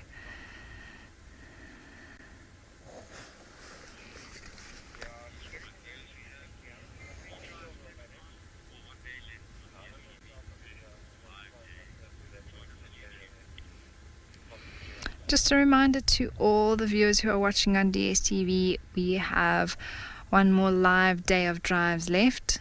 Oh, there's a bit of movement there. Tomorrow, and then we officially end our broadcasting on DSTV the 30th of April. So from the 1st of May, we encourage everyone who is currently watching on DSTV to move over to YouTube. It's a great option for those of you who are regular viewers on DSTV and would like to change over and still continue watching. You can head over to the YouTube channel, Wild Earth channel on YouTube, and click join and become a member. There you will have ad-free content. You can also pause and rewind the stream as you wish.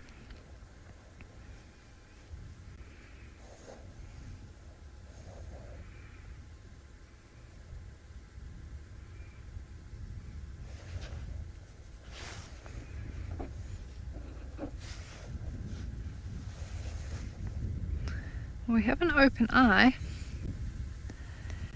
Thinking about it. I think he's thinking, I think I must start getting active. Alright everyone, while we sit here with this boy, head over to Tlalamba before she heads off Djuma. Alright, here we go. She is heading towards Little Gaurie's side, so we're going to have a last little bit of a view of her while she moves a little bit further south to another property. Let's enjoy this last moment here with her. Wonderful.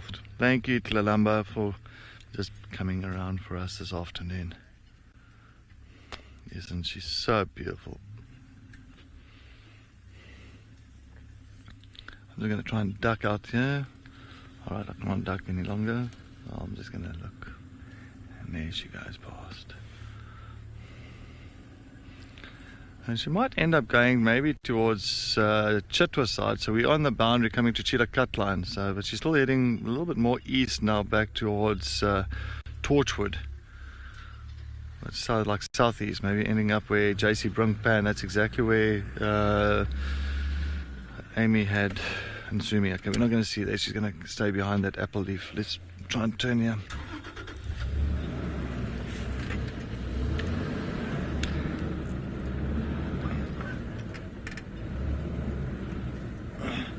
Okay, sweet. Let's, yeah, there we go. Oh.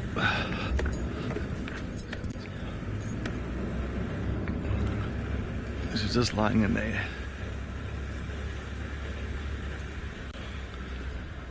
Picky, yes, it's so nice having Tingana's bloodline and running through it. I fully agree there, Picky. Very fully agree. I think I'm going to see she's just through that little gap there. You're right there, Panda. Let's just see what happens from here.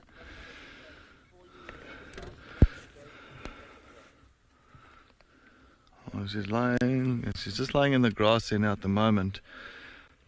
You can see she's just still rolling around there. I do apologize. There is another vehicle in the sighting at the moment that's just trying to chat to other guys to try and get her in here, or get them in here.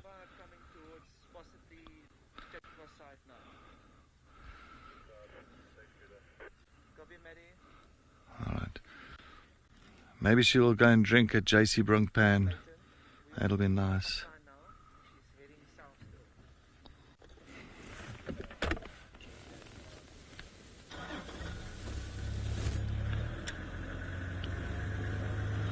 Oh, sorry, I just want to quickly chat. Is it? Sorry, I'm just chatting to another guy. He says he's just joking with me. He says he's got, thinks he's got a flat tire. Let's go around quickly. Alright, let's see if we go. Panda?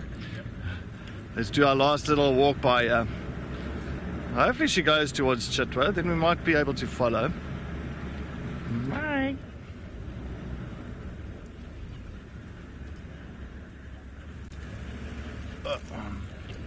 Go, because we can't really go on that side.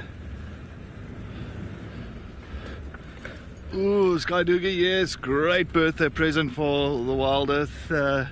Birthday, 17th birthday today, celebrating 17 years on screen, which is wonderful.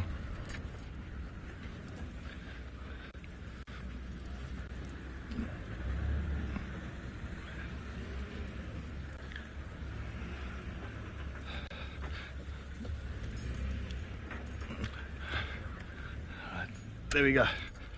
Alright. Oh, she should come down the road very shortly for us. We'll come down and give us a good old little walk by. Here we go. Here she comes. Here she comes.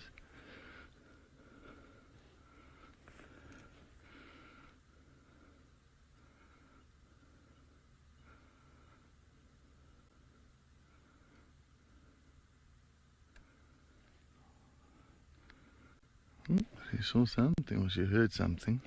No.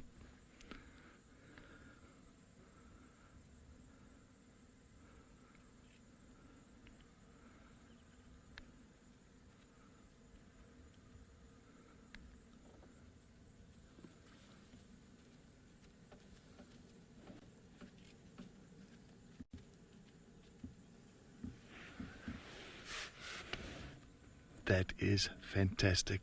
I think she's going to go have a drink here at the pan.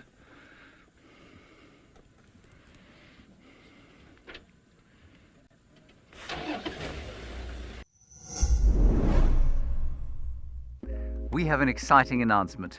Wild Earth is launching a YouTube membership program. For a nominal monthly fee, members get an ad-free channel, prioritized questions, early access to videos, and many more perks. You'll get fun features like badges and emojis that'll make you stand out in the chat. YouTube memberships will help us to continue with our mission of connecting people with nature while giving you access to lots of our amazing content.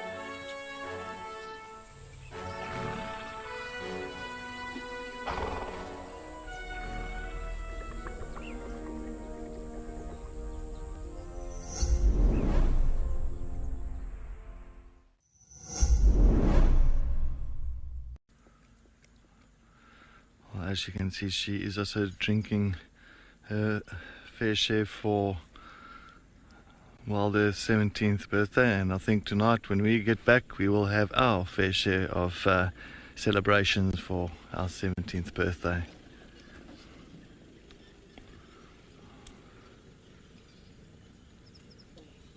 I just drink tea.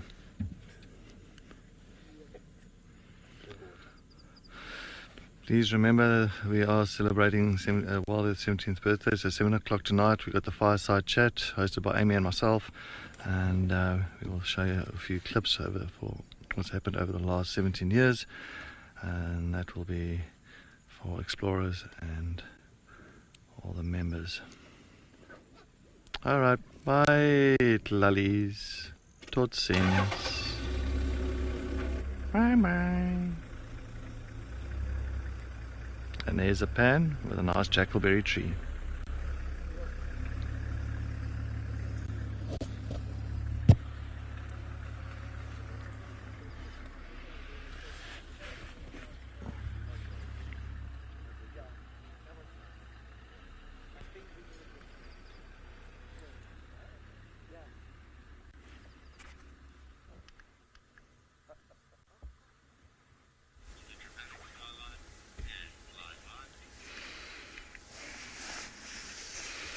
What an epic end to that Lalamba sighting.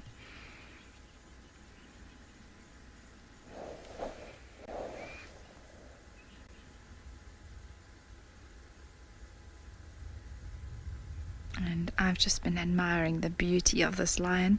The colours of his mane are just magnificent. He's got a bit of bed hair on top of his head there. I love the dark line that's just coming through right in the center.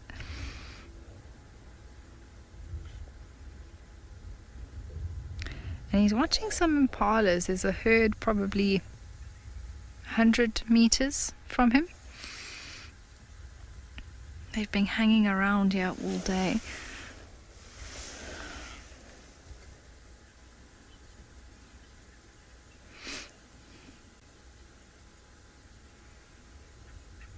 I was saying to him, Paul, Whoever this lion's colorist is, I want their number. Those highlights are stunning. Oh wow.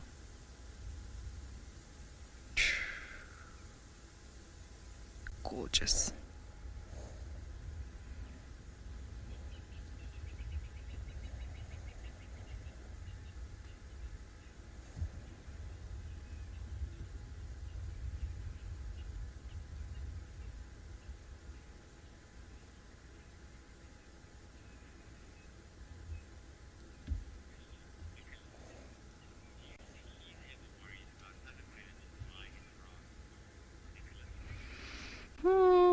Only if it's other lions, I would say. Lions that aren't his coalition members, then yes, I think he is worried.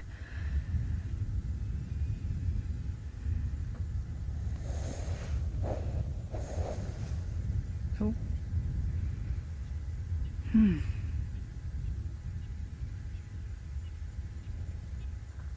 Maybe a snake as well. I mean, a snake bite can definitely kill a lion.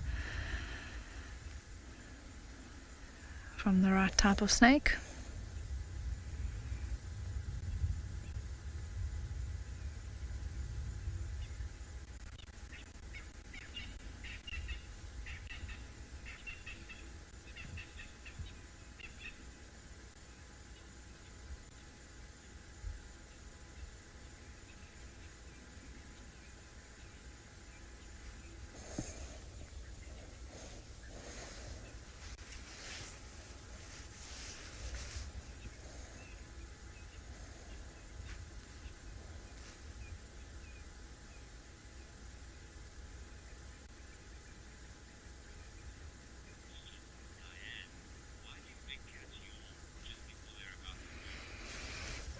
Diane, so unlike humans, I suppose, where we're getting sleepy, cats do it to help with blood circulation. Get that sort of blood moving around the body, waking up more to the brain, that sort of thing. Apparently it does help with that.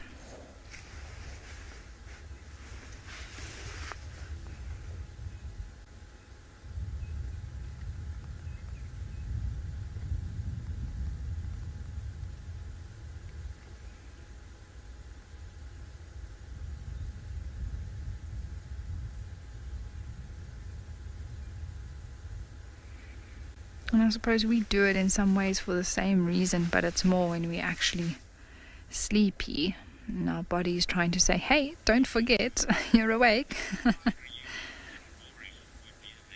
Oh my word, canine girl, that would be absolutely incredible. If he was to roar and we heard a reply and the replies got closer and then all of a sudden we had 4 big male lions together. Dream stuff. But I'm happy just to settle with the gorgeous views of this boy and maybe a roar a little bit later.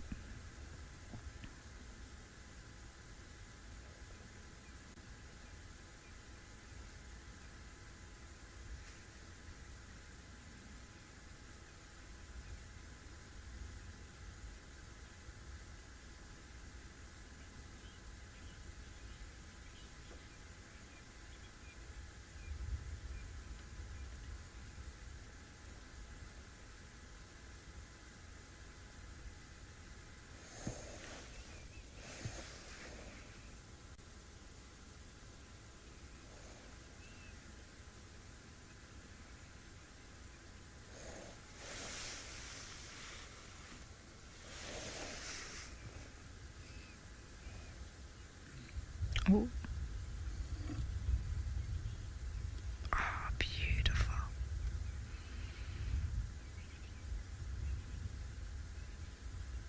I love when they peer like that over their noses. They look so regal. Here comes another one.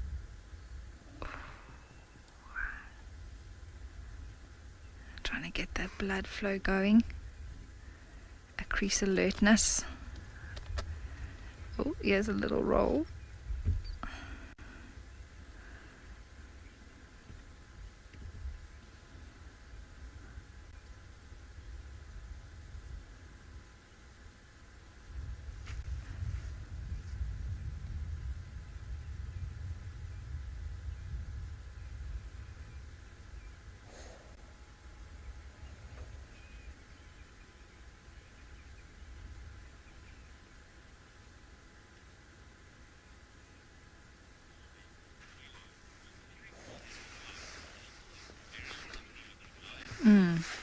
Kelly, absolutely agree with you. He is a very healthy looking lion. I looked inside that mouth now as well. Oh, there he goes onto his back. And his teeth are looking good. They're not yellow at all. His gums are healthy. His body condition is fantastic. So yeah, he has a few scars, but that comes with the territory of being a territorial male lion. But yeah, in very, very good nick.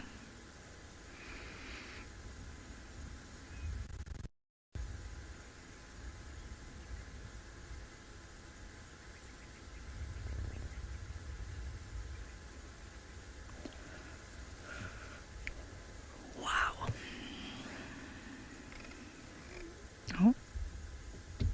Oh, I think we're gonna get some walking.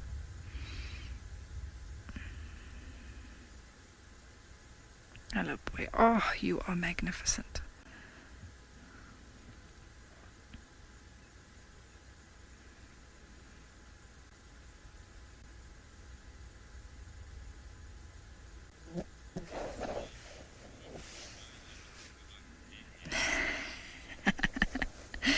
Well, if he does, it's a compliment. His mane's looking very sort of that fresh out of bed look. That it's ready for him, I think, Bill. Can I come on to Jima's station?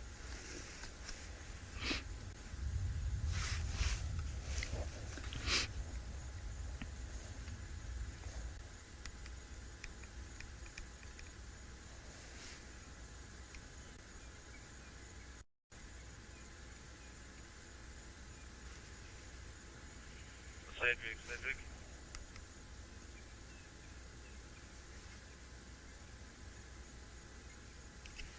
Amy.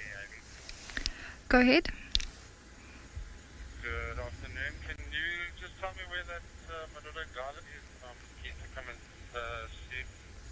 Oh, he's up, everyone. FM, I'm with him now. He's still on quarantine. He's just gotten up, mobile in a northerly direction. One more here.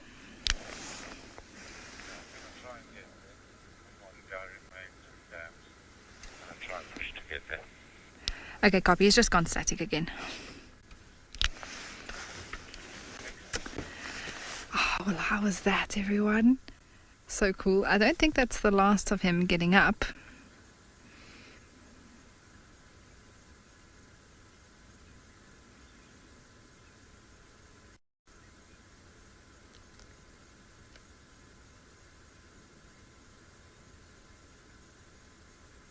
Oh, yeah, distant hyena.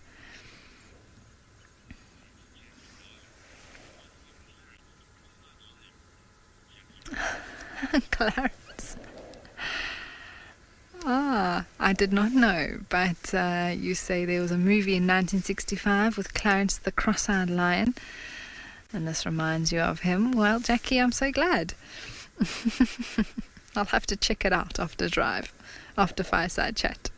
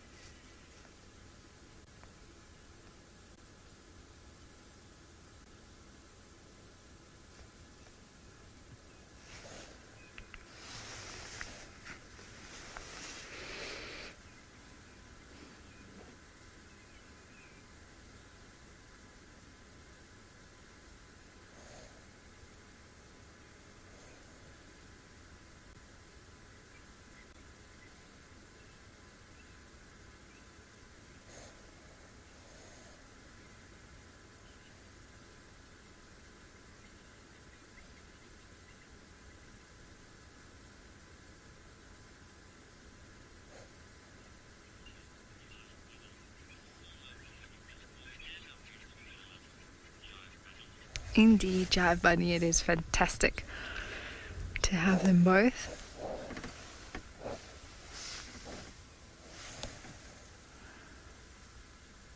He does just look like a very cuddly kitty cat at this point.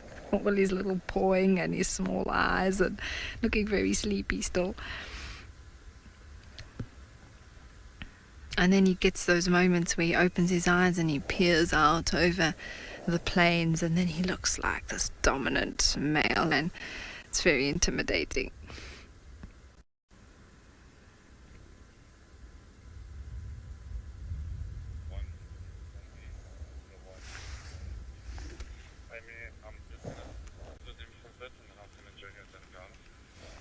Copy that. Alright, well, while we wait to see if this lion has anything more to do this evening, you are going to head into a clip about lion family structures.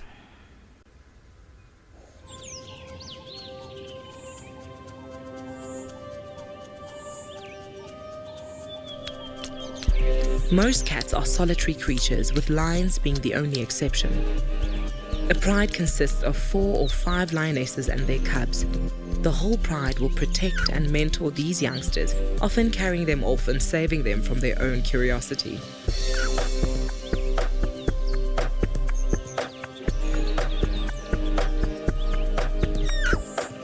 Bonding between the adults and the cubs often shows these cats' cute and cuddly side.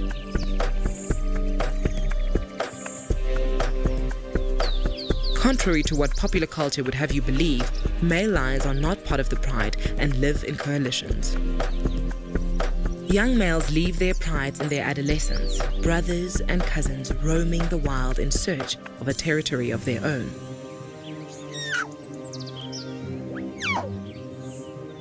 In time, the males settle and look to fortify their feline lineage. Although lazy when it comes to finding their own food, males have an endearing bond with their cubs. But conflict is never far off, as stronger youngsters are always on the horizon, lying in wait to take over territory and claim a pride for themselves. Territorial disputes not only disrupt the peace, often result in casualties, as the new males will attempt to kill the existing cubs to exert their dominance. It is an awful sight, but pushes the females of the pride into estrus, allowing the incoming males to state their claim and further their own bloodline. The dynamics displayed by these social cats are intriguing and ever-changing, a contradiction of cuteness and feline ferocity.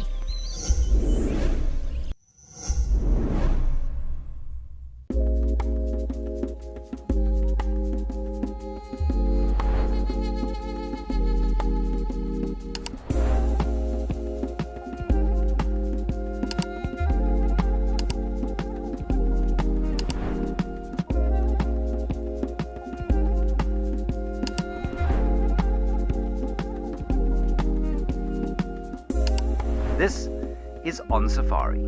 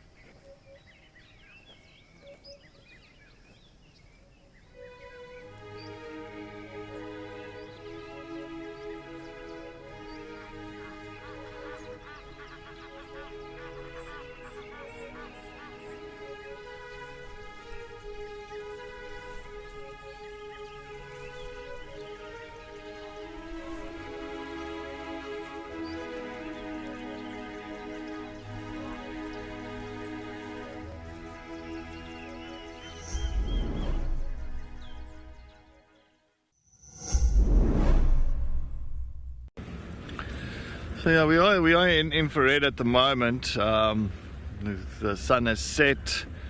It's getting quite dark now.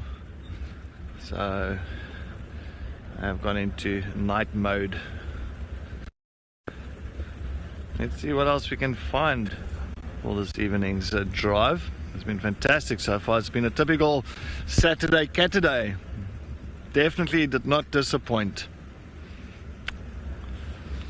Definitely didn't disappoint.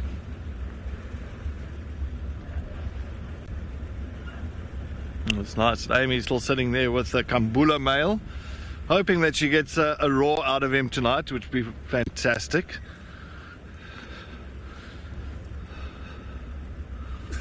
Bless you, Panda.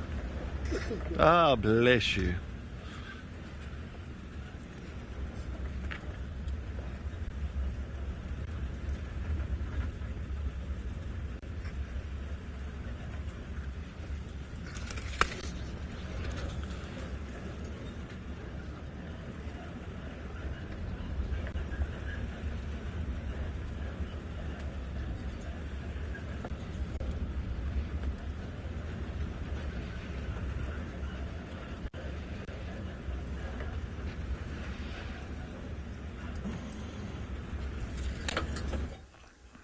Oh, Cedric, me too, me too. He's looking very sleepy all of a sudden again, but at least he is sitting up. We had one more yawn, but he's just crossed the road and then sat on the other side. But it's all signs. It's all signs. Wonder what his plan is. What he's thinking. Is he hungry? He's giving the air a snuff. Is he thinking, oh, I need to find my brothers? Is he thinking, I need to find a pride? Maybe he's thirsty. He's going to head to a pan or a waterhole.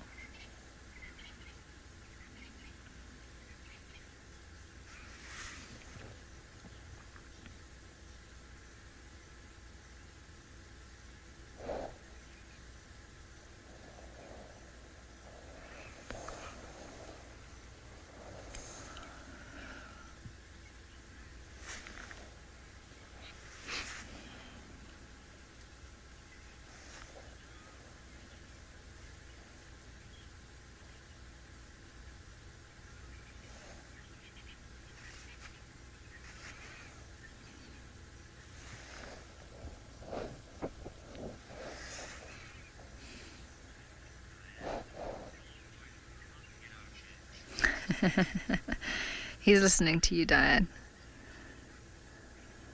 He's like, but I don't want to.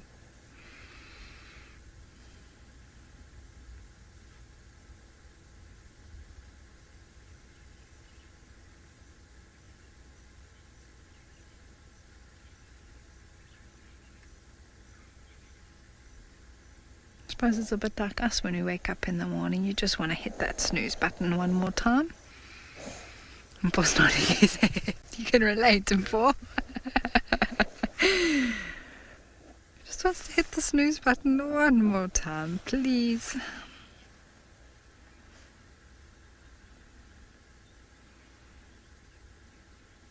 And then something just clicks and you're like, oh, I've got to get up now. And then, boom, awake.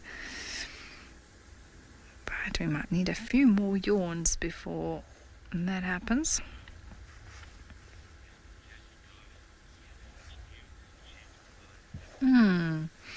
Jackie, he does for right now, until they open up completely, and then it feels as though they're looking into your soul. He's like, oh, there's a yawn. There we go. That was what I was talking about. But yes, very, very kind eyes at the moment when they sort of half asleep. You're going to need a few more yawns to wake him up. That's how sleepy he is.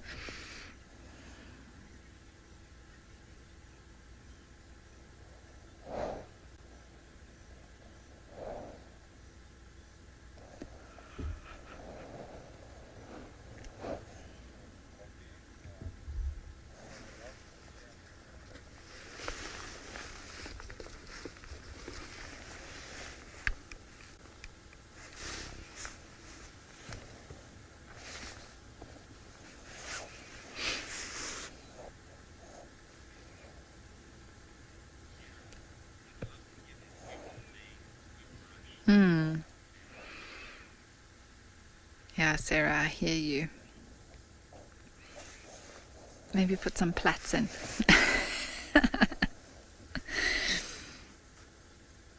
Here comes another yawn. Nice.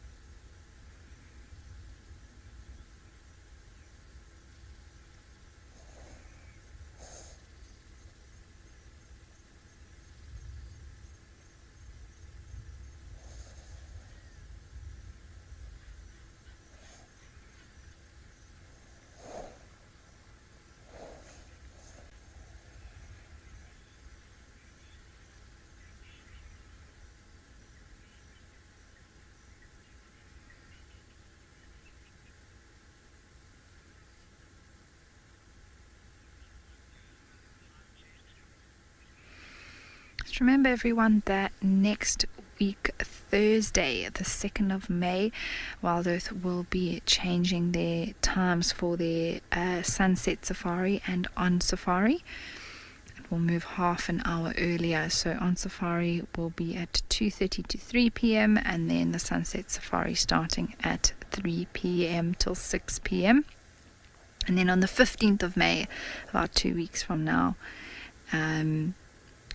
actually 2 and a bit weeks from now, the sunrise safari will also be moving half an hour later, so that will change to 6:30 to 9:30 a.m. from the 15th of May.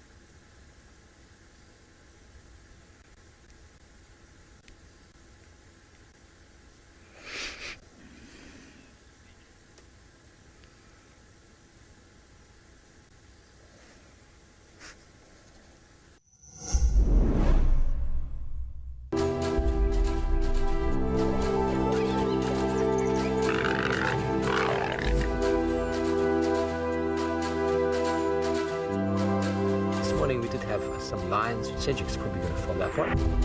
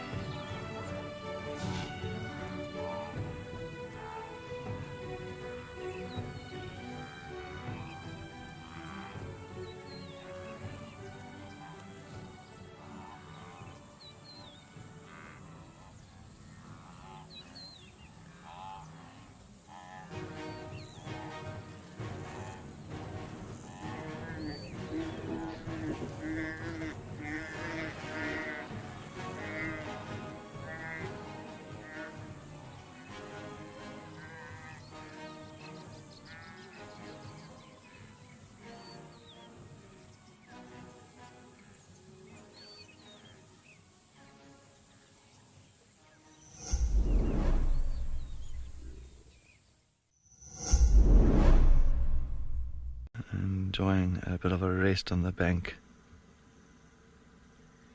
As you can see, the eye is reflecting. A nice reflection of that eye. I'm sure that crocodile, well, sooner or later, will start moving into the water.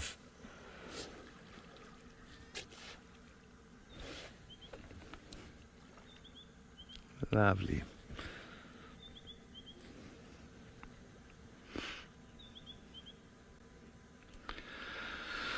African sunset, no updates on Marips today, no updates, but we will keep you informed. As soon as I find out something, I will let you know.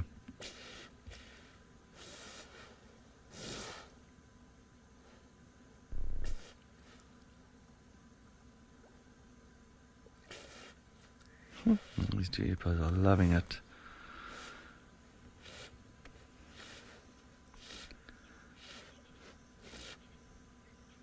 And there they go. And we're going to start heading back to camp. We are a little bit far, so I think we're going to slowly start heading into that direction.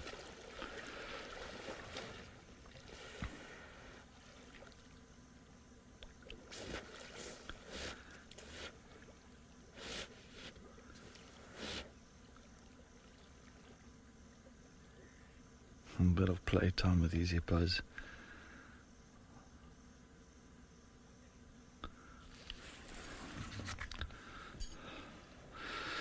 Alright, as we're still celebrating Earth Week, don't forget, yes, it's still celebrating Earth Week, and well, let's go and take a look at a beautiful, beautiful clip all about Amakhala.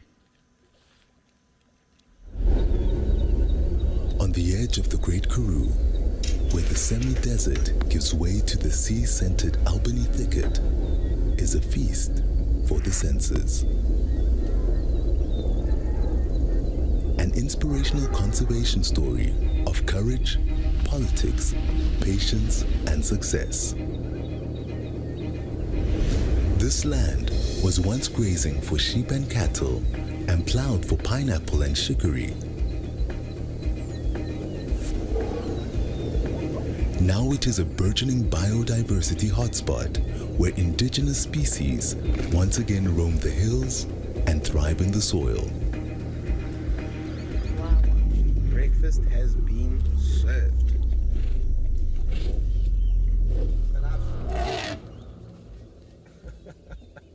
Stamping authority. I tell you what, we've caught up with the three amigos, and it's about to go down. Look at them moving in slow motion. They are totally focused.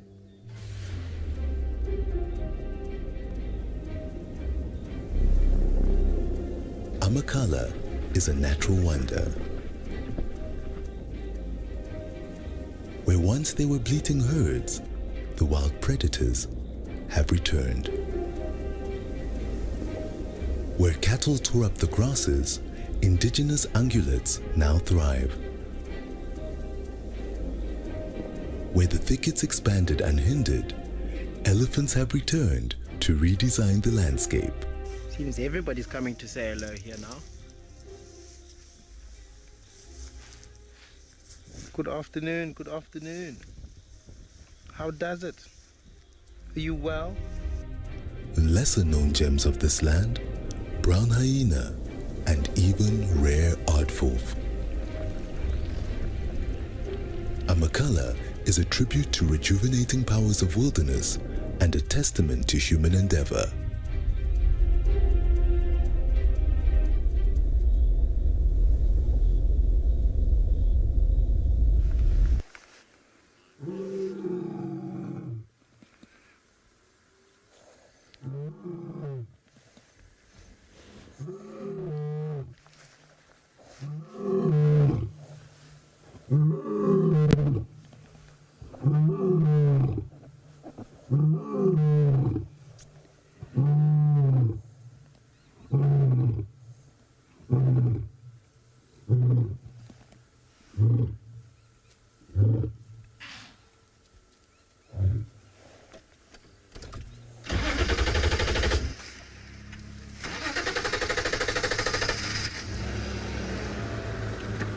Good timing.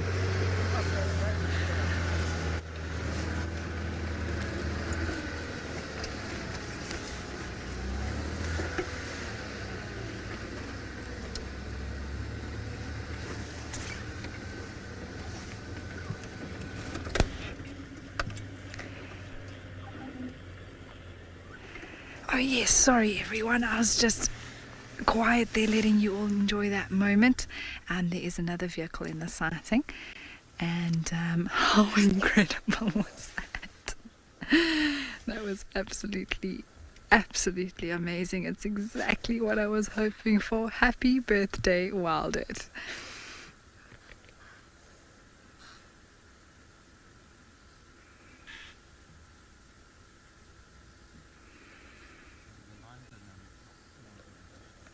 So of course, remember, we've got infrared, so we don't need to use a spotlight, but there is another vehicle here with guests, and in the Sabi Sands you are allowed to spotlight with a white light on the animals, but they are very sensitive in that, and we don't shine directly on the animal. We actually use the ambient sort of the surrounding light, the halo, to light up the animal. So there's actually very little direct light that is on him. But I'm actually shaking, everyone. That was unbelievable. Whew.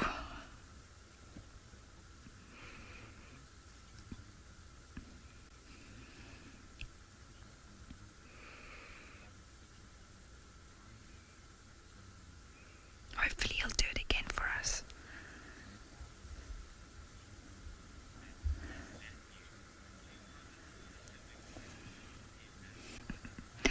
Ed Matthews, yes, hopefully, maybe we'll hear a reply, but he's just, if nothing else, he's letting every other lion know around here that he is here.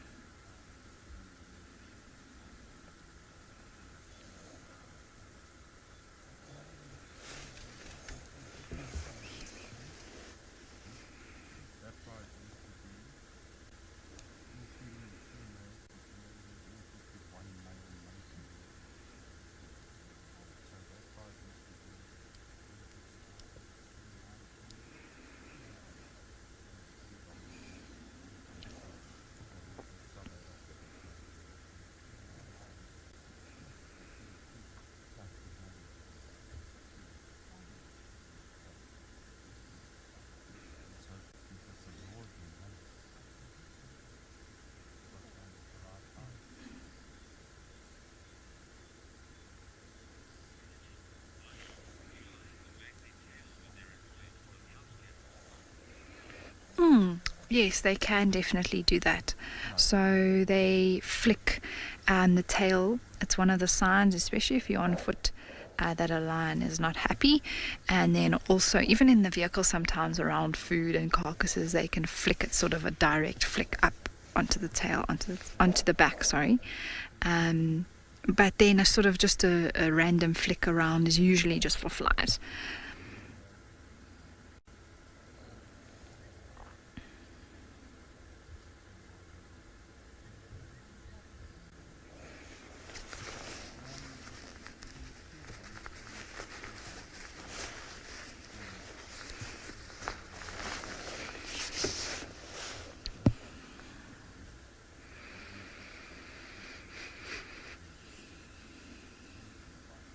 Oh, wow. I still actually am just processing what happened.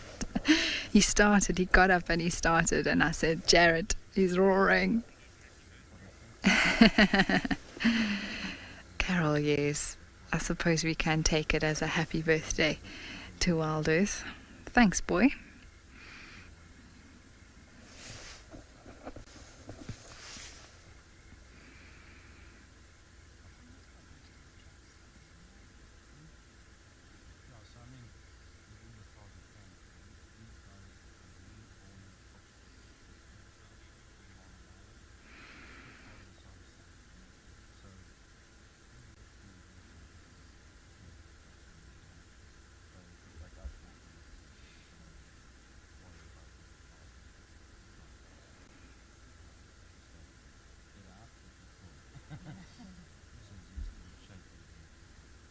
He could roar again at any moment, everyone. Even sitting down, they don't have to stand up. I've seen lions roaring on their sides, lying down even. I think he's also listening, waiting to see if there is a reply.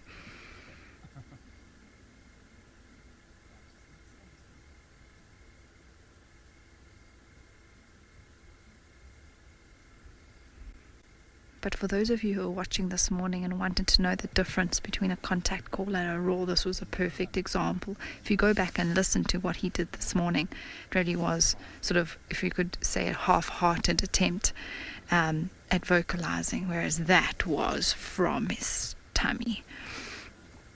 It was loud, it was deep, it was serious.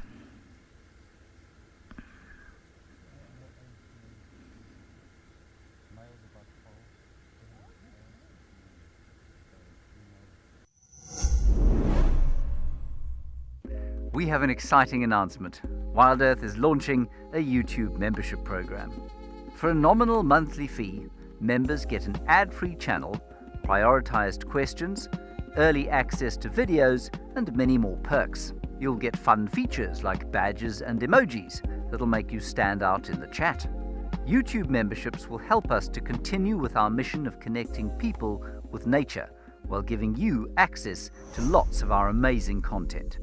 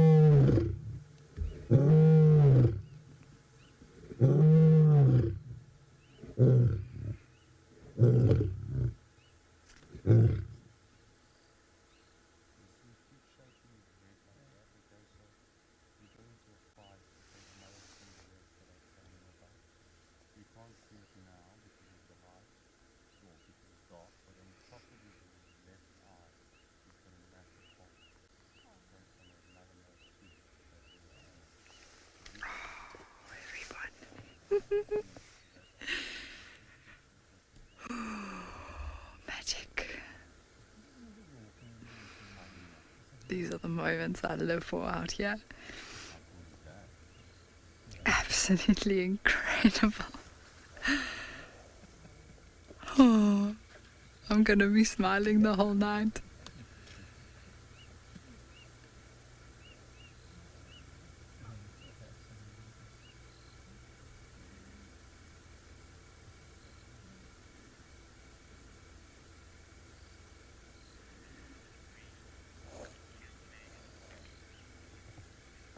Oh, Anna Marie, I'm so glad.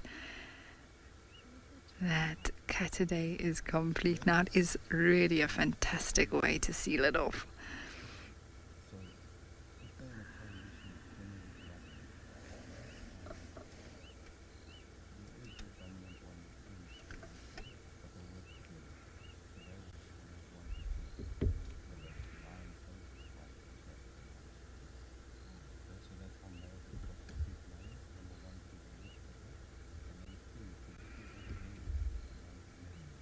No, I don't think he's done everyone.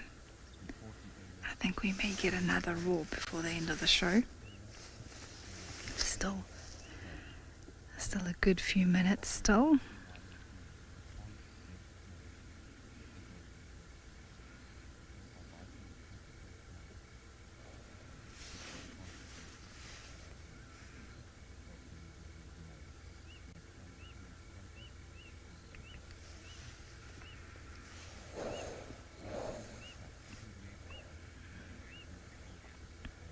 Alright, well, we're going to wait, and if he does start, we'll send you right back over here.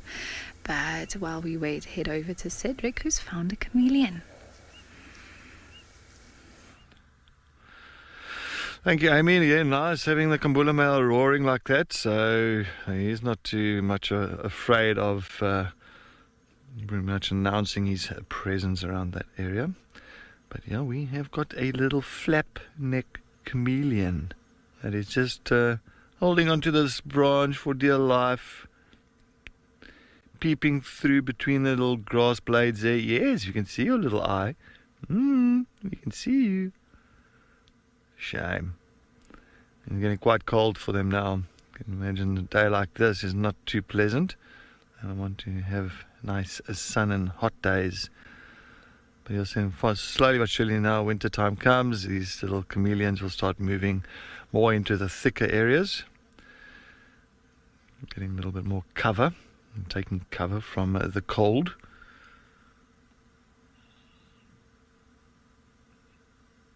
Looks like he's sleeping, or is his eyeball just behind a grass blade? And his little toes all kind of wrapped around those little branches. Even on a very windy day, they even use their roly tails. They even use their tails to kind of curl around the branches itself. And so in case if it's too windy, it's not going to fall off from the branch. Sorry, Jared, go with a comment or a question there. I just heard your voice come through.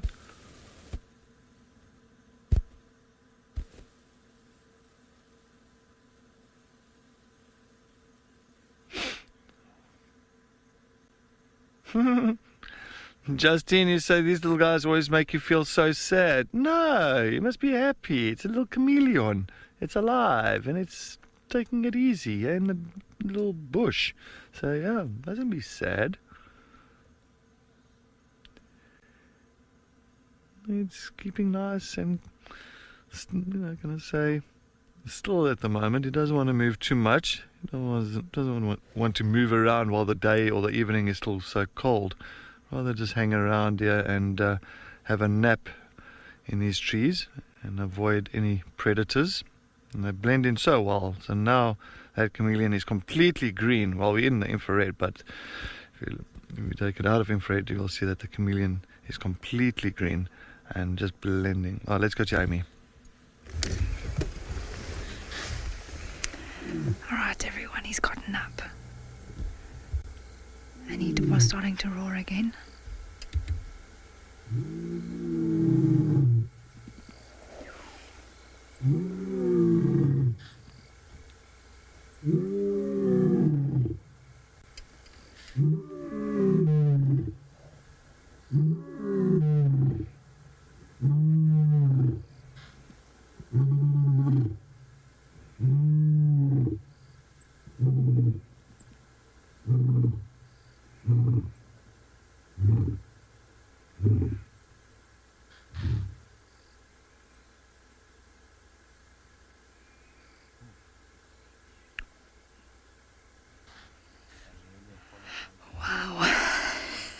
This is so special.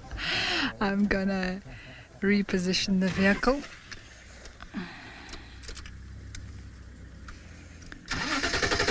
just so that if he does walk everyone, then we can at least see and keep up with him.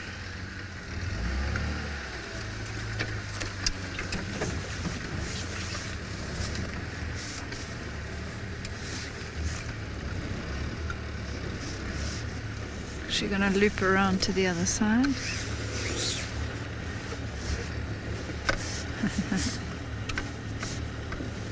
It's a pleasure, Eagle Lover. I'm so glad that this brings back memories for you.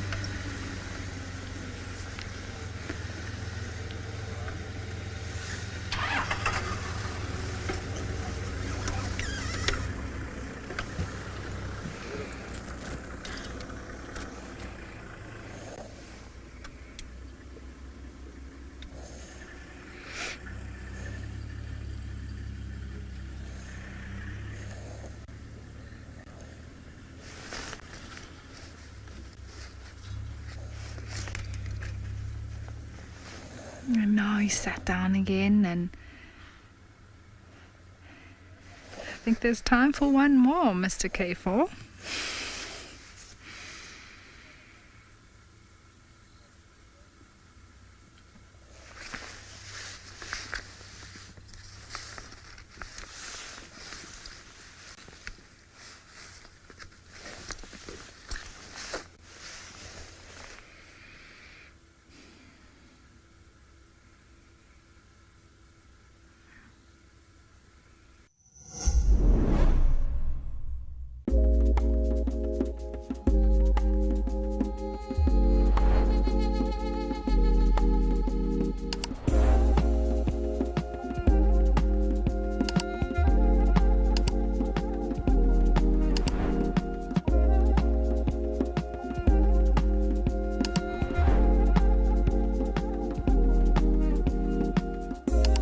This is On Safari.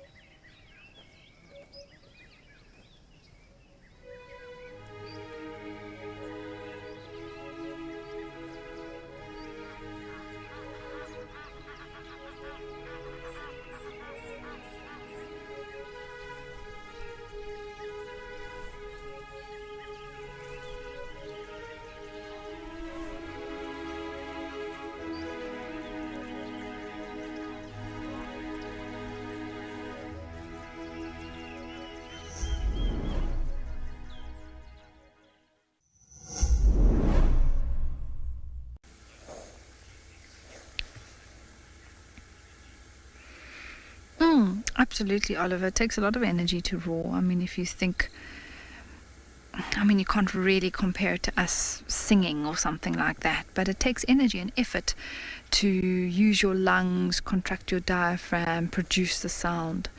Very much so for lions roaring as well. I mean, I don't think it exhausts them by any means, but it definitely does take energy.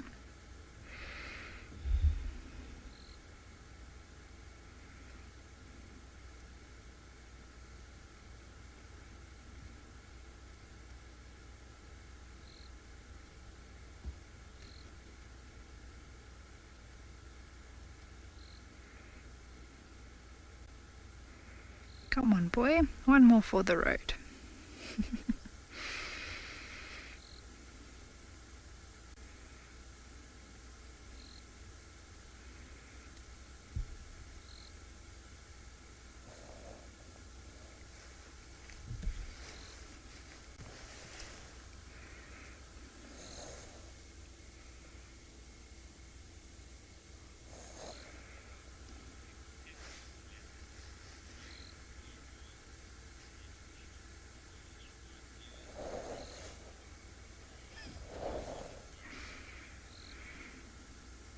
Alright, everybody, remember that straight after, well, not straight after, but after the sunset safari at 7 p.m. there is the special birthday fireside chat with myself and Cedric, so we're looking forward to seeing all our Wild Earth Explorers or YouTube members, and you can still sign up if you would like to have access to that fireside chat. We'd love for you to join us. Which is, of course, to look through some of the greatest Wild Earth moments and milestones over the last 17 years, and that we have 3 days left on DSTV. So if you usually watch our show on DSTV, please make sure that before the 1st of May you switch over to YouTube and become a member there. For a small fee every month, you can watch all our content completely ad-free.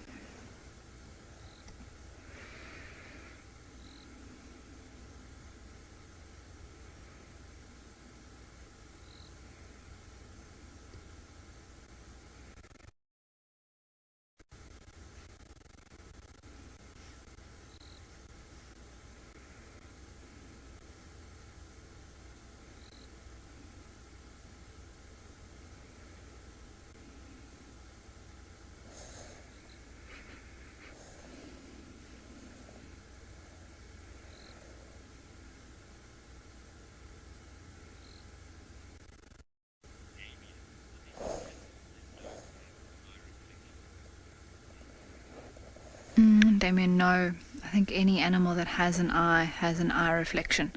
It's just the way the eye is formed, that it has that sort of cornea or layer on the outside that is reflective, sort of the jelly-like substance that makes up the eye, and then there's a reflection. Even if it's a bird, I've seen the reflection there.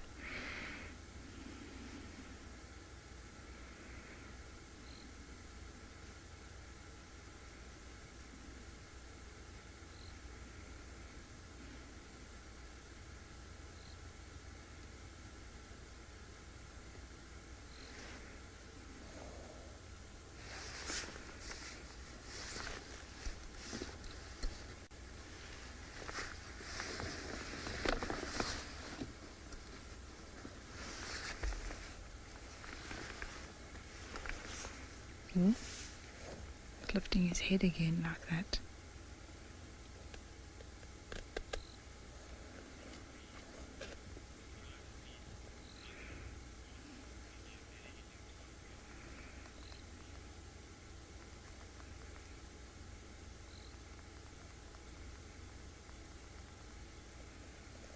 Yes, Anna Marie, I completely agree with you. We couldn't have asked for a better ending. It really has been incredibly special.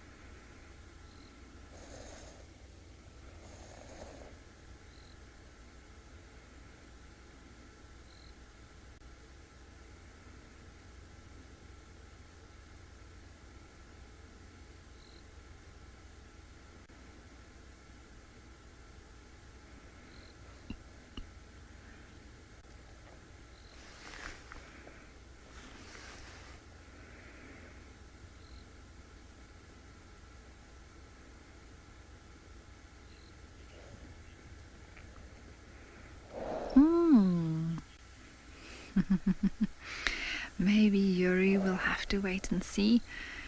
I don't know how far he's going to travel tonight. At this rate, he'll only reach the edge of these clearings by walking and sitting so slowly. But yes, the morning holds a whole new range of possibilities for this male. So we'll have to wait and see for the morning to catch up on any tracks, see where he's headed to. Maybe close, maybe far. Maybe he'll find some friends. Who knows? Maybe he'll have made a kill.